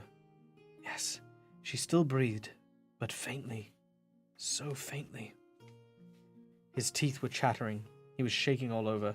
His fingers were stiff and clumsy as he pulled the jar from his pocket and unscrewed the lid. I have the antidote, Keeper, he said, looking back over his shoulders. How much should I use? Still, the keeper did not move. But he thought he saw her thin mouth curve into a smile. It seems you are everything they say, Rowan of Rin, she said. Dip your finger into the brew just once and smear it on her lips. That will be enough. Good, because I would have given her the whole bottle. But this is why DAG doesn't do medicine. The liquid in the jar was cold. It tingled on his fingers as he rubbed it on his mother's mouth. Jilla frowned slightly in her sleep. Then, sighing, she licked her lips. John's strong hands gripped Rowan's shoulders. When? Rowan began. Soon. The keeper's voice was dry and hushed, like the rustling of leaves. Death sleep takes 2 full hours to show itself. You cannot expect it to be undone in moments. But alas, we cannot wait. I cannot wait. The crystal dims, and my time comes soon. Very soon. Step into the light. The choosing, Rowan began, staggering to his feet. The keeper looked up. Behind her stood Doss, Seaborn, and Asher. But she paid no attention to them. Her huge pale eyes, dimming like the crystal, sought Rowan in the darkness. Step into the light, chooser of Rin, she repeated. Rowan did as she asked. She gazed into his face. The flame is alight. The choosing is completed, she said. Rowan's mouth fell open. He glanced up and past the keeper to the silent figures of the candidates. Their eyes were wide with shock and disbelief. Keeper, the choosing has not yet begun, he stammered. The tests. The trials you have completed were the tests, she said, staring at Rowan. Wearily she closed her eyes. The old tests are no longer of use. More and more, the candidates study for them, and study the people of Rin too, so they may win their chooser's favor. They are locked away from their fellows, from life itself. This is no way to choose a Maris leader. Long ago, I realized it was a mistake. I realized it when I saw that I myself could never do more than guard the crystal, that I could not lead the Maris, or change their ways. You. Rowan caught his breath and looked wildly back upon watchful John at Giller, lying still on the couch. He swung his face back to the keeper, understanding flooding through him on a red tide of anger, washed away by fear and doubt. "It was you," he hissed. "You planned all this. You gave my mother death sleep." You dare accuse me? The voice was low, but full of warning, but Rowan cared nothing for that. "Yes, I accuse you," he shouted. You just admitted that the poison took a full 2 hours to work.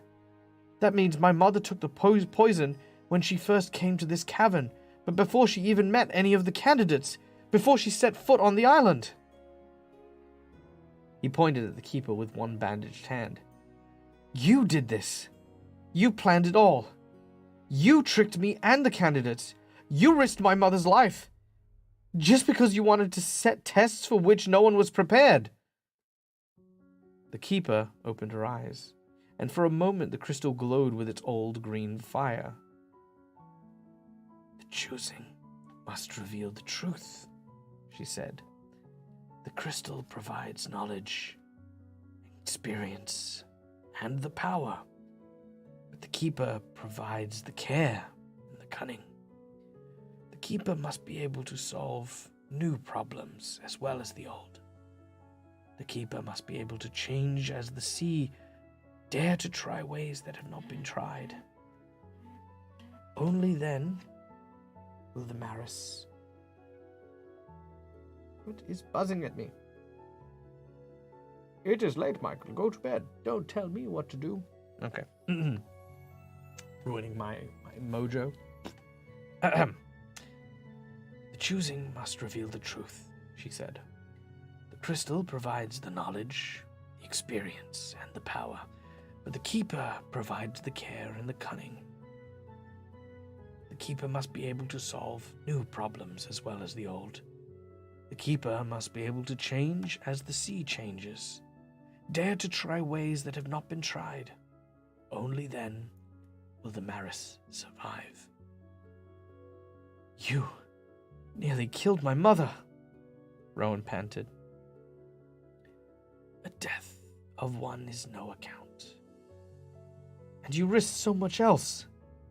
"Not so much, perhaps, for I trust the crystal as I always have, and it told me all would be well, that you would succeed and return in time.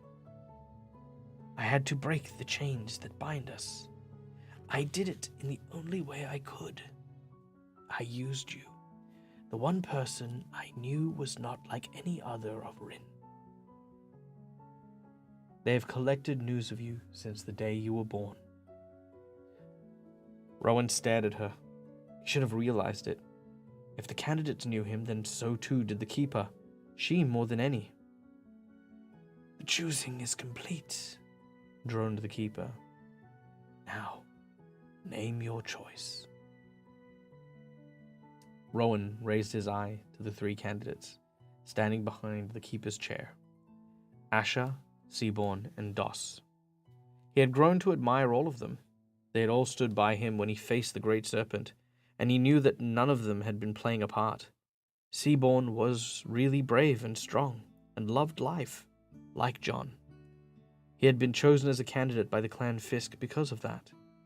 He was unusual for a Maris, but they thought that he would please the chooser of Rin. Asher really was dutiful, honest, and plain-speaking, like Giller. She had been chosen by the Clan of Umbre because of that. She was unusual for a Maris, but they thought she would please the chooser of Rin. And Doss was really dreamy. He cared for living things, and he had faced death like Rowan himself. He had been chosen by the clan of Pendalis because of that, and was unusual for a Maris, but thought that he would please the chooser of Rin. All 3 candidates had helped Rowan to solve the riddle of the antidote to death sleep, each in their own way, but which one had shown the most care and cunning, the willingness to try new ways that the keeper had said the Maris needed? Name your choice, said the keeper weakly. You must name it. Speak. The crystal flickered. Hurrying footsteps sounded suddenly on the stairs. Through the veil of water burst in Pelaine. Sails! Sails! We have seen sails, he gasped. The horizon is filled with them, and they are moving in.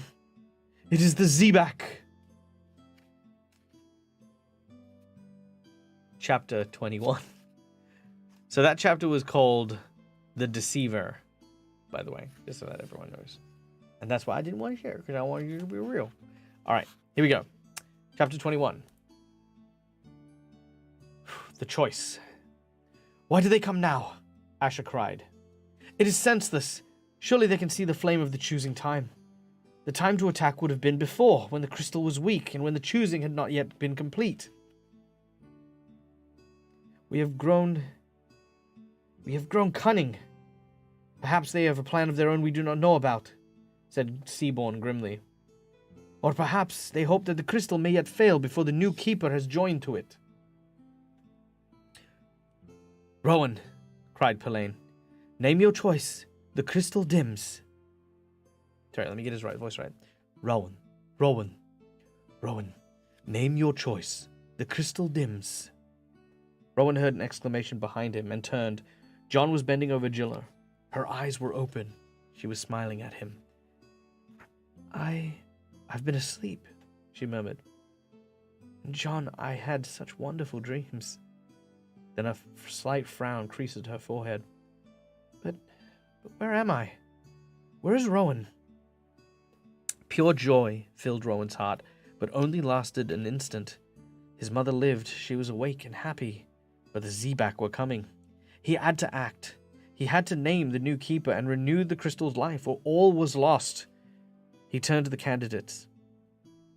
The keeper has told me to look for care and cunning, and the willingness to try new things, he said rapidly. She said that the crystal will supply everything else. He looked to Asher's burning eyes. You are good, and you will always do what you think is right, he stammered. But your mind is not open. You cling to the rules and the old ways, and live only by those. So while I admire you, I cannot choose you. Her expression did not change, but she bowed her head. Rowan turned to Seaborn. You are brave and strong, he said, and willing to try new ways, but you often act in haste, and without care and cunning, the keeper seeks. So, while I hope we will always be friends, I cannot choose you. Seaborn too bowed his head, but as he did, his eyes seemed to flash with something almost as relief. Rowan wondered about it only for a second. There was no time for anything else but the choice. He moved to Doss and put his hand upon his shoulder. They looked at one another, a long, searching look. I pray I am right, thought Rowan. You must say the words, Pelaine reminded him softly. Rowan swallowed. The chooser has made the choice, he said. He felt Doss's shoulder stiffen suddenly under his fingers. Let the other candidates leave this place. Doss stood rigidly. His eyes were blank, as though he saw nothing. His face, usually calm, was now tense. Pelaine took Asher and Seaborn through the veil of water, and then returned. The crystal glowed feebly. Once, twice, 3 times. The keeper stirred. The doors are locked, and will not open again until the new keeper wills, she breathed. Make haste. The sun will rise soon. Doss of Pendalis, said Pelaine quickly. The crystal. Doss moved to the keeper's chair. Like one in a dream, he stiffly stretched out his hands towards the crystal's soft glow. Rowan looked curiously at his blank, unseeing eyes. The eyes of one who has seen the great serpent and lived. It is right, Rowan told himself. My choice is right. Doss is everything the keeper asked for. He was meant for the task. Like Orin, he saw the great keeper, and after that he was changed. Yet there was something wrong. Rowan could feel it. Doss's hand hovered over the crystal. Join, with the crystal and with me, murmured the keeper. I saw the great serpent too, Rowan thought suddenly, and so did Asher and Seaborn, but we are not changed. Why then was Doss? What happened to him a year ago? I remember nothing of the night. I was changed. Something was lost or added. I do not know which. What happened to Doss during that long night under the full moon? Out of sight of the land? Under the full moon. Wait! Rowan burst out. He grabbed Doss's hands. His voice echoed shockingly loud in the cavern. John and Jilla looked up startled, and Pelaine gripped the back of the keeper's chair. Slowly Doss turned. He stared blankly at first at Rowan, and then his hand that gripped his own. Doss, you could not have seen the great serpent a year ago, gabbled Rowan. Rowan, this does not matter now, shouted Pelaine. For Orin's sake, do you not see the keeper is dying, letting go of her life? The ceremony has just begun. It must continue. The Zebak! Doss's mouth opened. The chooser has made the choice, he said flatly. Let the other candidates depart this place. Rowan was shivering, but he held fast to the cold, webbed hand. In this month, at the full moon, the great serpent is on land, laying its eggs. We know that now, Doss. You could not have seen it far out to sea. Rowan, cried Jilla, let go of him. John sprang up and in 2 strides was by Rowan's side. Rowan, let his hand go, he urgently whispered. Nothing matters now. Questions can be answered later. But Rowan knew the questions couldn't wait. Doss, speak to me, he begged. What is wrong with you? Tell me, what happened to you that night? What changed you? It was not the great serpent, was it? The great serpent came up from depths, droned Joss. It towered above me. Its eyes were golden and full of ancient secrets. Rowan listened in horror. Dross was using the exact same words, exactly as he had used them on the island. Even his voice was the same. He was chanting as though repeating a lesson learnt by heart. And he believed it, thought Rowan. He believes it. But it is not true. Its scales glittered like fire in the setting sun, chanted Doss. It looked at me. I knew that I was going to die. That is not something that you have seen in truth, Rowan exclaimed. This is something that someone has put into your mind. Terrible fear began to seize him. Doss, who arranged for your boat to be damaged? He cried. Who was waiting for you out there beyond the horizon? Who picked you up from the dark sea and kept you all night, then sent you back with only false memories of what had happened? But he knew the answer. And by the terrifying look on Pelaine's face, he could see the Maris man knew too. There was only one possible explanation. They have grown cunning. The Zebak boat picked me up. By some means, the Zebak bent your will to theirs last night. Or that night, Doss. They buried secret orders deep within your mind and covered them with false memories of the great serpent. When you came back to the Maris people, they saw you were changed, but they did not know the real reason. And why should they? You didn't see it. It is impossible. No, sorry. It is impossible. Rowan heard John muttering to Jilla. The boys' trainers would have seen it. The keeper would have seen it. No, Rowan exclaimed without looking around. A year ago, the keeper's power had already begun dimming, and no one else would have seen it because a part of their plan must have been the secret orders that would only come to the surface of Dross's mind when certain words were said. He looked straight into Dross's blank eyes. I said those words just a few moments ago, didn't I? They're always said when a keeper is chosen. The chooser has made the choice. Doss, quivering, stared. Rowan's stomach churned. It was horrible to see the familiar face so changed. I saw and felt it happen, Doss. I wondered what was wrong then, and now I know. And at that moment you lost your own will. You became a servant of the Zebak. That is why their ships have come now. They saw the flame and knew the time had come. They are waiting for your signal at the crystal, and this land and theirs. Pelaine groaned. He had covered his face with his hands and was rocking back and forth slowly. Pelaine, Rowan said sharply, do not waste time despairing. Bring Seaborn and Asher back. Pelaine shook his head. Quickly, shouted Rowan. Do you not understand? Dross cannot be keeper. He will betray Maris. He will betray us all. Look out, shrieked Jilla. Before all of them, she had seen the knife flashing in Dross's free hands. With a cry, John leapt forward, gripping the knife as it plunged towards the dying keeper's heart. He wrested Dross aside and held him down. Doss struggled wildly for a moment, then suddenly gave in. He hung in John's grip, limp and still. The chooser has made the choice, he mumbled. If the choice is not Dross of Pendalis, the keeper must die. The crystal must die. Pelaine! Rowan screamed. Why are you waiting? Bring... The doors are locked, said Pelaine. His voice was filled with despair. They will open for none but the keeper, and the keeper cannot be roused. She is beyond our reach. Then you, said John roughly.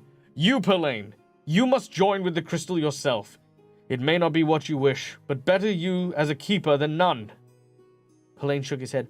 I cannot. I am not known by the crystal. If I touch it, I will die. Then what are we going to do? Rowan cried out in desperation. Pelaine, what are we going to do? Pelaine looked at him. There is only one thing we can do, he said. Apart from Dross of Pendalis, there is one other person, here and now, who can touch the crystal and live. Only one person who can join with it and become the keeper of Maris. And that is you.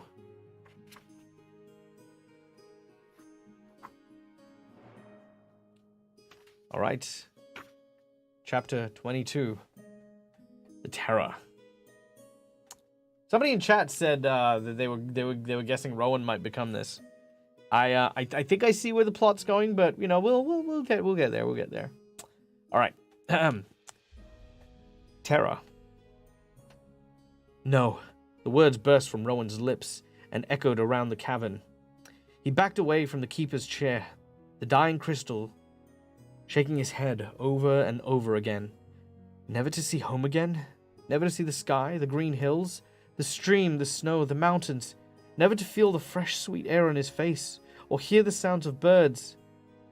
Never? To spend the rest of his life below the earth, swallowed up, dissolved in the great mystery of the crystal. No, he repeated, no! You must do it, said Pelaine. I am not of Maris, cried Rowan. I cannot. You can, said Pelaine. And if you do not, we are lost. He held his hands out to Jilla. Tell him. Rowan spun around to face his mother, tears rolling down his cheek. You must do it. You are the only one, she whispered. The crystal does not know me now. Only you. Only you. Quickly, hissed Pelaine. There is no time. Rowan turned to John, who still held the silent Doss. John's mouth was grim and set, his eyes full of pain as he nodded. There was nowhere else for Rowan to turn, except towards his own heart. And he knew that he had no choice. By giving up the things he loved, he may be able to save them. By refusing to give them up, he would almost certainly destroy them. He straightened up his shoulders and walked to the keeper. The crystal lay like a stone in her lap. Only a tiny spark in its heart remained, lighting her hands with a dull green glow. Rowan put his hands on hers. She opened her eyes. You, she sighed. Why? There is no one else, Rowan said softly. Behind him, he heard Jilla's low sobbing. The keeper closed her eyes again. She was beyond wonder and questions, but her lips moved, and Rowan bent down to hear what she was saying. I say the words no one believes. Nothing can stand against the power of the crystal. Breathed the voice in his ear. Feel understand. And it was as though Rowan was falling, slowly, slowly drifting through a swirling age of time and memories. He could no longer see the cavern, no longer hear his mother's voice. He felt himself letting go, giving up to the power, not with sadness, but with deep joy as he sank deeper and deeper. He knew he was becoming something greater than himself. It was like a sea that was deep and broad and as old as time.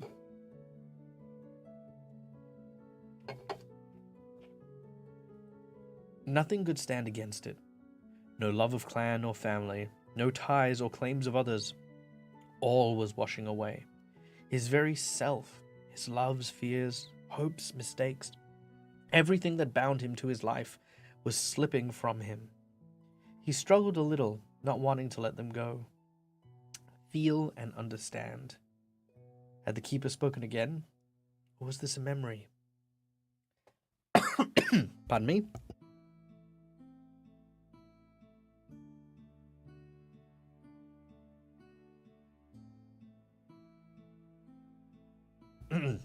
Apologies. Whew. Getting all worked up. And it's very hot and dry. Okay. Whew. I'm trying to keep my emotions in check, because this is really this is a lot. This is a lot, guys. Okay. Okay.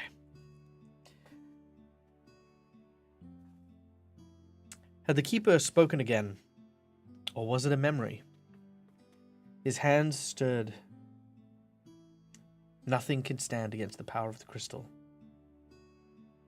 And then Rowan understood. At last he understood. Help me, keeper, he called in his mind. Help me do as I must. He felt a surge of power, and then was crying aloud. He was pulling one hand from the crystal and bending backwards, reaching out for the steel-paled figure of Doss. Rowan! He dimly heard his mother scream, but he knew what he had to do. He gripped Doss's hand and dragged him away from John. He felt the greater healing power rushing through him into Doss like a river flowing into the sea. Then, using the last of his strength, he pulled Doss forward. He guided Doss's small webbed hand over to the keeper's hand and took his own in way. The separation hit him like a blow. He staggered back from the chair and fell to his knees in the ground, his chest filled with the sudden pain and loneliness of loss. Tears blinded him. He became aware that the cavern was echoing with sound. "What have you done?" Pelaine shouted with panic. Rowan! Rowan! Jilla was crying. He tried to speak, but the words choked in his throat.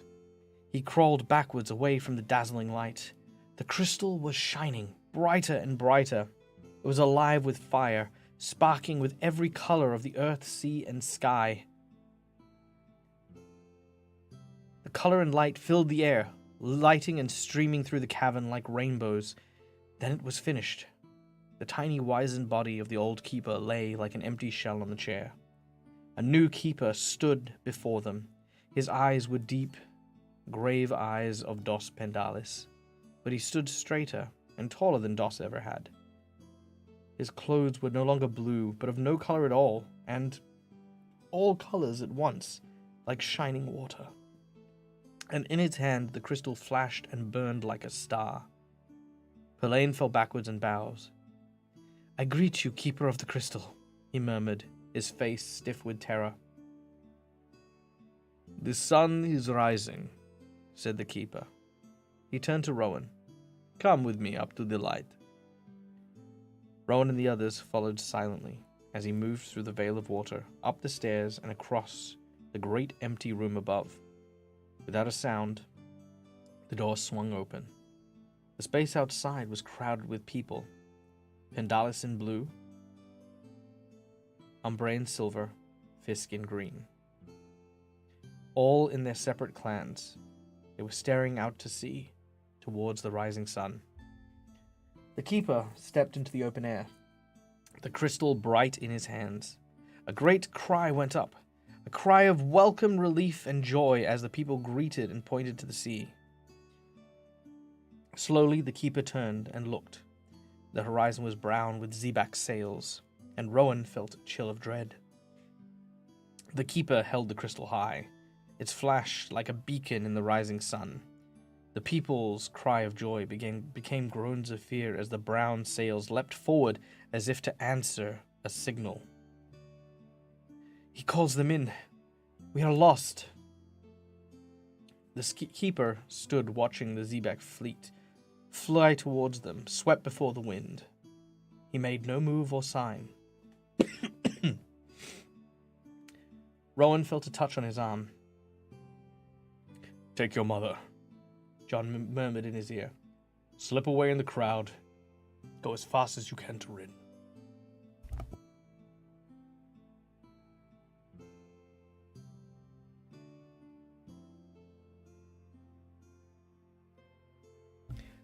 Doing okay. Doing okay. I will last, damn it. Whoa. Oof. Okay. Slip away through the crowd. Go as fast as you can to Rin. I will not leave you, John, said Jilla, overhearing. You must, he said grimly. Someone must warn the people at home, so they are not taken by surprise. Then Rowan must go alone. I'm still too weak to travel far. I would simply hold him back. Jilla, you must go. I will not. The people of Maris were deathly silent. All eyes fixed on the keeper, waiting for his signal, waiting for the order that would lead them to battle. But the keeper did not move. I have done this, thought Rowan. And in the midst of despair, he thought of Star locked in her stable, unable to run or defend herself, waiting for slaughter at the cruel hands. He ran to the keeper's side.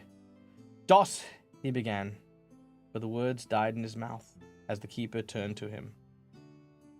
Dos is no more, Rowan of Rin, the keeper said. I am the keeper of the crystal. I thought, Rowan began again, but again he broke off. You were right, the keeper said softly, as if Rowan had spoken his thought aloud. Only wait. The first Zebek ships were so close now that Rowan could see the cruel, triumphant faces of the warriors who lined the decks. He could see the black lines that marked each of their foreheads, from nose to hairline. He could see the gleaming metal of their weapons. The keeper raised his arms and quietly said, Now. As the crystal flashed blindingly, and in that instant, great black clouds swept across the horizon, tumbling thick and dark across the sky, driven before an icy cold wind and a smothering sun. Smothering the pale sky, the whole world dim and became as dark as night. What is happening? Cried John. He grabbed Rowan's arm. Rowan!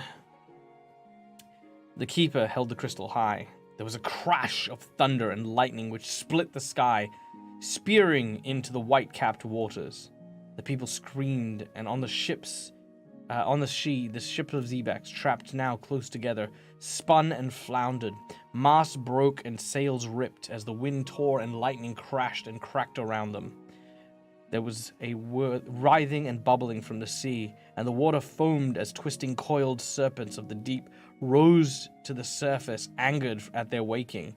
They hissed and snatched at the great fighter ships that faced them in their rage, as they were frail leaves running through a stream. Wood tore and splintered, useless weapons clashed and fell into the foam, and the doomed Zebak's terrified cries were lost in the roar of the wind. Rowan turned away. He tried to remember that these were the enemies of his people, that they had been coming to bring pain and death to those he loved. Still, he could not watch their destruction. But the keeper of the crystal stood and saw it all, and only when it had finished did the storm calm. Chapter 23. Farewell. They were going home. Hey, Professor Clunk. Can't stay. Merry Hogwarts. Yes, no, thank you for stopping by. Mwah. All my love to you and yours on this festive season. Final chapter. They were going home, going with the blessings of the Maris, with many gifts, with promises to return soon. They had stayed 2 more days in Maris to allow Jilla and Rowan time to rest, but now all of them longed to be gone. When all was ready for the journey, Rowan left the safe house and walked alone to the Cavern of the Crystal. The doors opened for him. He walked slowly across the empty circular upper room and down the stairs. Welcome. The cavern was bathed in glorious light, and the keeper sat in his chair surrounded by rainbows. I've come to say goodbye, said Rowan. This is not goodbye. You know that I will always be with you, Rowan of Rin, said the keeper, as you will always be with me. Rowan nodded. He had not talked about this to anyone, even Jilla, but over the past few days he had slowly realized the truth. At the moment when the power of the crystal had flowed through him to Dos of Pendalis, this had changed him forever. The keeper smiled. I have memories of Rin, though I have never seen it, he said. I see the slip daisies blooming yellow on the hill. I hear the bookshaws lowing in the fields. I feel the soft earth under my hands and take pleasure in the small things growing. And I feel myself slipping through the water like a fish, said Rowan. I feel cool, wet sand under my feet. I mend nets by oil fires at night. I hear seabirds shrieking high and see flying fish skimming the waves under a dark blue sky. So we understand one another, as no 2 people of Maris and Rin ever have, said the keeper. And when I tell you that because of what happened on the morning you named your choice, your family will never again suffer at the hands of the Maris, you will believe me. Yes, said Rowan, I will. On my orders, Perlain of Pendalis has told the people what has happened between us, the keeper said. He has told them that I was a secret enemy of Maris, a tool of the Zebak, before I joined with the crystal. But they saw with their own eye what happened when the Zebak came. He smiled. And so at last, they understand. It does not matter which clan brings forth the keeper. Nothing can stand against the power of the crystal. Not love of family, or friend, or home. Not loyalty to a clan or a country. Not even the mind games of an enemy. I only understood it when I felt that power for myself, Rowan whispered. Only then did I realize that no keeper could ever betray the people of Maris. He then turned to go. Farewell, Dos, he said. Farewell, my friend, said the keeper of the crystal. Many people stood at the outskirts of Maris to speed them along their way. Asher, Seaborn, and Perlain were among them. Goodbye, chooser of Rin. Asher shook Rowan's hand gravely. I am grateful to you. Rowan blinked, unsure of what to say. If I had been keeper, I would have been ordered out the boat. If I had been keeper, I would have ordered out the boats when the Zebaks attacked. Because that is what has always been done. We would have fought, as we have always done. We might have won by the power of the crystal. Many of us would have died. You made the right choice in Dos of Pendalis. His mind is new and fresh. He will be like the keepers of old, using the crystal, adding to its power instead of merely taking from it. And so, I thank you. She stepped back, stern and calm as always. Seaborn came next. With him was a tall woman in the green of Fisk, her face no longer tight and serious, but full of light and joy. Rowan recognized her as one of the 3 who had escorted him to the cave, the woman who had watched them from the shore when they were on the island. This is Imle, We are to marry in the summer when my wounds have healed, Seaborn told him. Perhaps you will come to our wedding. We would like to see you there, friend. You more than any. Rowan nodded, smiling. At last he understood the look of relief he had seen on the Seaborn's face when he was told that he would not be the keeper of the crystal. Seaborn was a strong, brave man. He had bent his will to his duty. He had tried his best to be what his clan wanted, but having failed, was now free to live his life as he had longed to do. He was free to breathe the fresh air, to see the sky, and to marry the woman he loved. Pelaine was the last to bid them farewell. He shook hands with Giller and with John, and with Rowan. But Rowan noticed with a little secret smile that he kept well away from Star. You may have no wish to visit the shores of Maris again, Rowan, Pelaine said in his formal way. But should you come, my home will always be yours. I will be back, said Rowan. He glanced at Seaborn and Imlay, who stood watching from a distance. If only for a wedding in the summer, he added. Pelaine smiled and bowed. And then Rowan, John, Giller, and Star turned away from the sea and began to walk. They walked for many minutes without speaking. The river wound off into the distance, losing itself in the soft green hills. There was a long journey ahead, but none of them regretted it. They were safe, they were together, and every step was taking them closer to home. And that brings us to the end of Rowan and the Keeper of the Crystal. All right, next one is the doozy. Next one is a doozy, not the doozy, just a doozy. Next one is Rowan and the Zebak. I'm not gonna lie, it's gonna be intense. It's gonna be absolutely intense. The Zebak have been built up over 3 whole books. We got a glimpse of them. As like these barbarians with tattoos in that last little scene, but like we still don't know anything about them. We know that the one of the kite flyers from the Travelers, she was an adopted member of the Travelers, and she's originally a Zebak, but she's long since proven that she's a Traveler by heart and by nature and by thing. But I'm hoping that in the next book we get to see the return of the Travelers. And what was her name? Hang on, let me see if I can remember her name. Oh, I don't remember her name. I'm just gonna look it up. It was.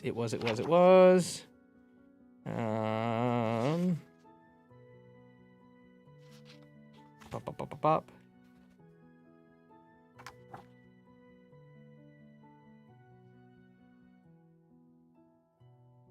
Nope, wasn't that. Forerunners. Zeal.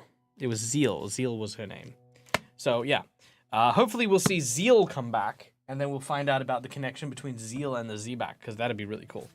But yeah.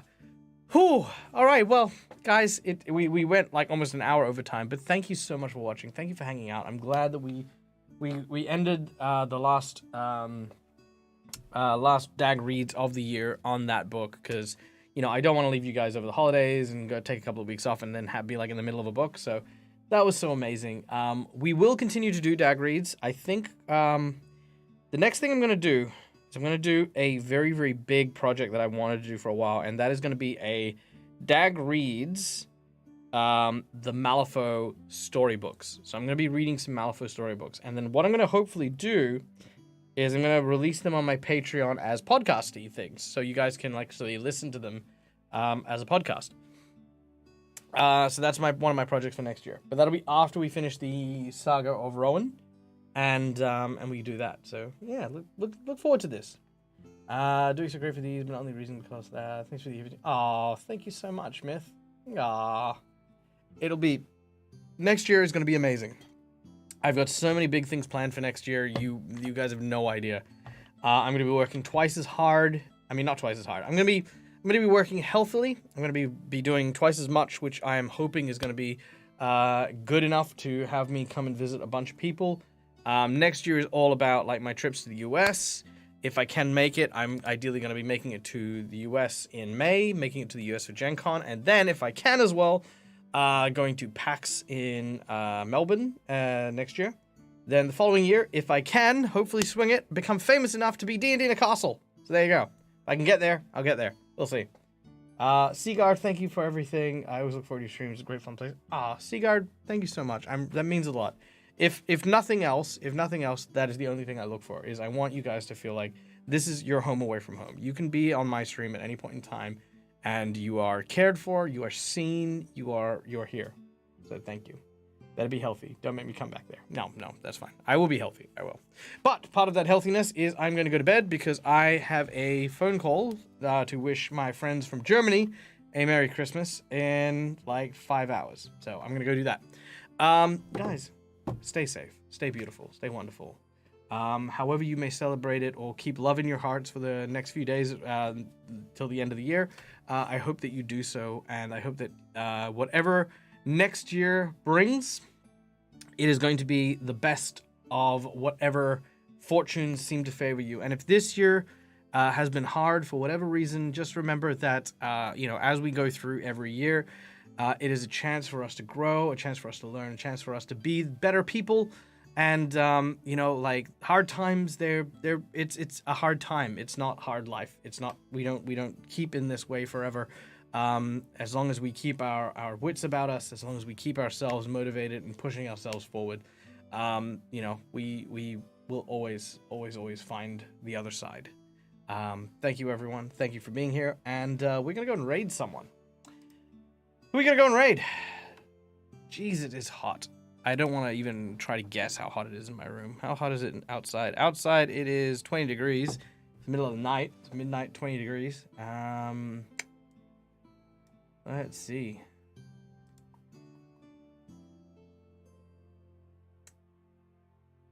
Let's see. You know what? I don't think there's any channel friends doing stuff at the moment. Where's Mindari? Mindari! Why aren't you streaming? Who am I supposed to raid now? Cutest Patoot. Prepping TTRPG donations. Let's go check that out. Cutest Patoot.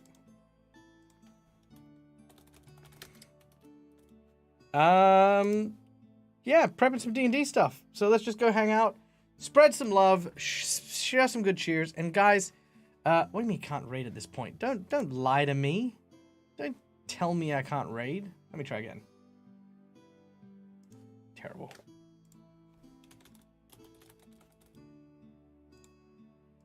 Try that again. What do you mean unable to raid at this time? What does that even mean? All right, hold on. Let me try the. How do I code this?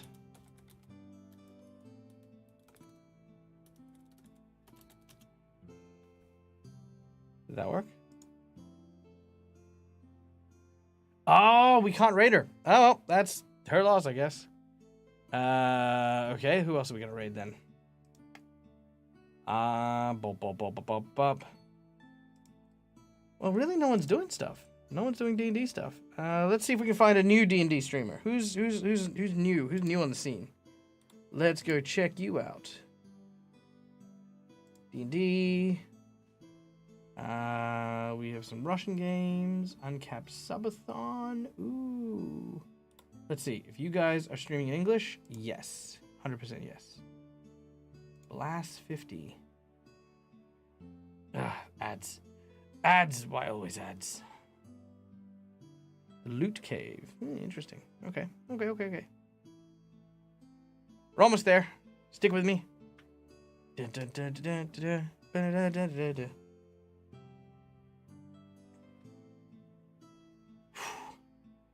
How you guys going? Doing all right? Yeah. Good. 8 degrees Celsius. Jeez, that's too cold. That's far too cold. All right.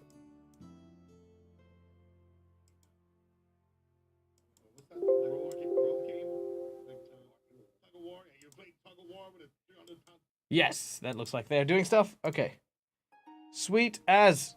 All right, we are going to go and raid Bast_50. There we go. We have a channel. Bast_50. Guys, let's go watch some D&D with some really cool and cute characters. Send the love, big hearts, big DAG raid stuff. And guys, till we meet again, as always, from me to you, game hard or die trying. Good night, folks.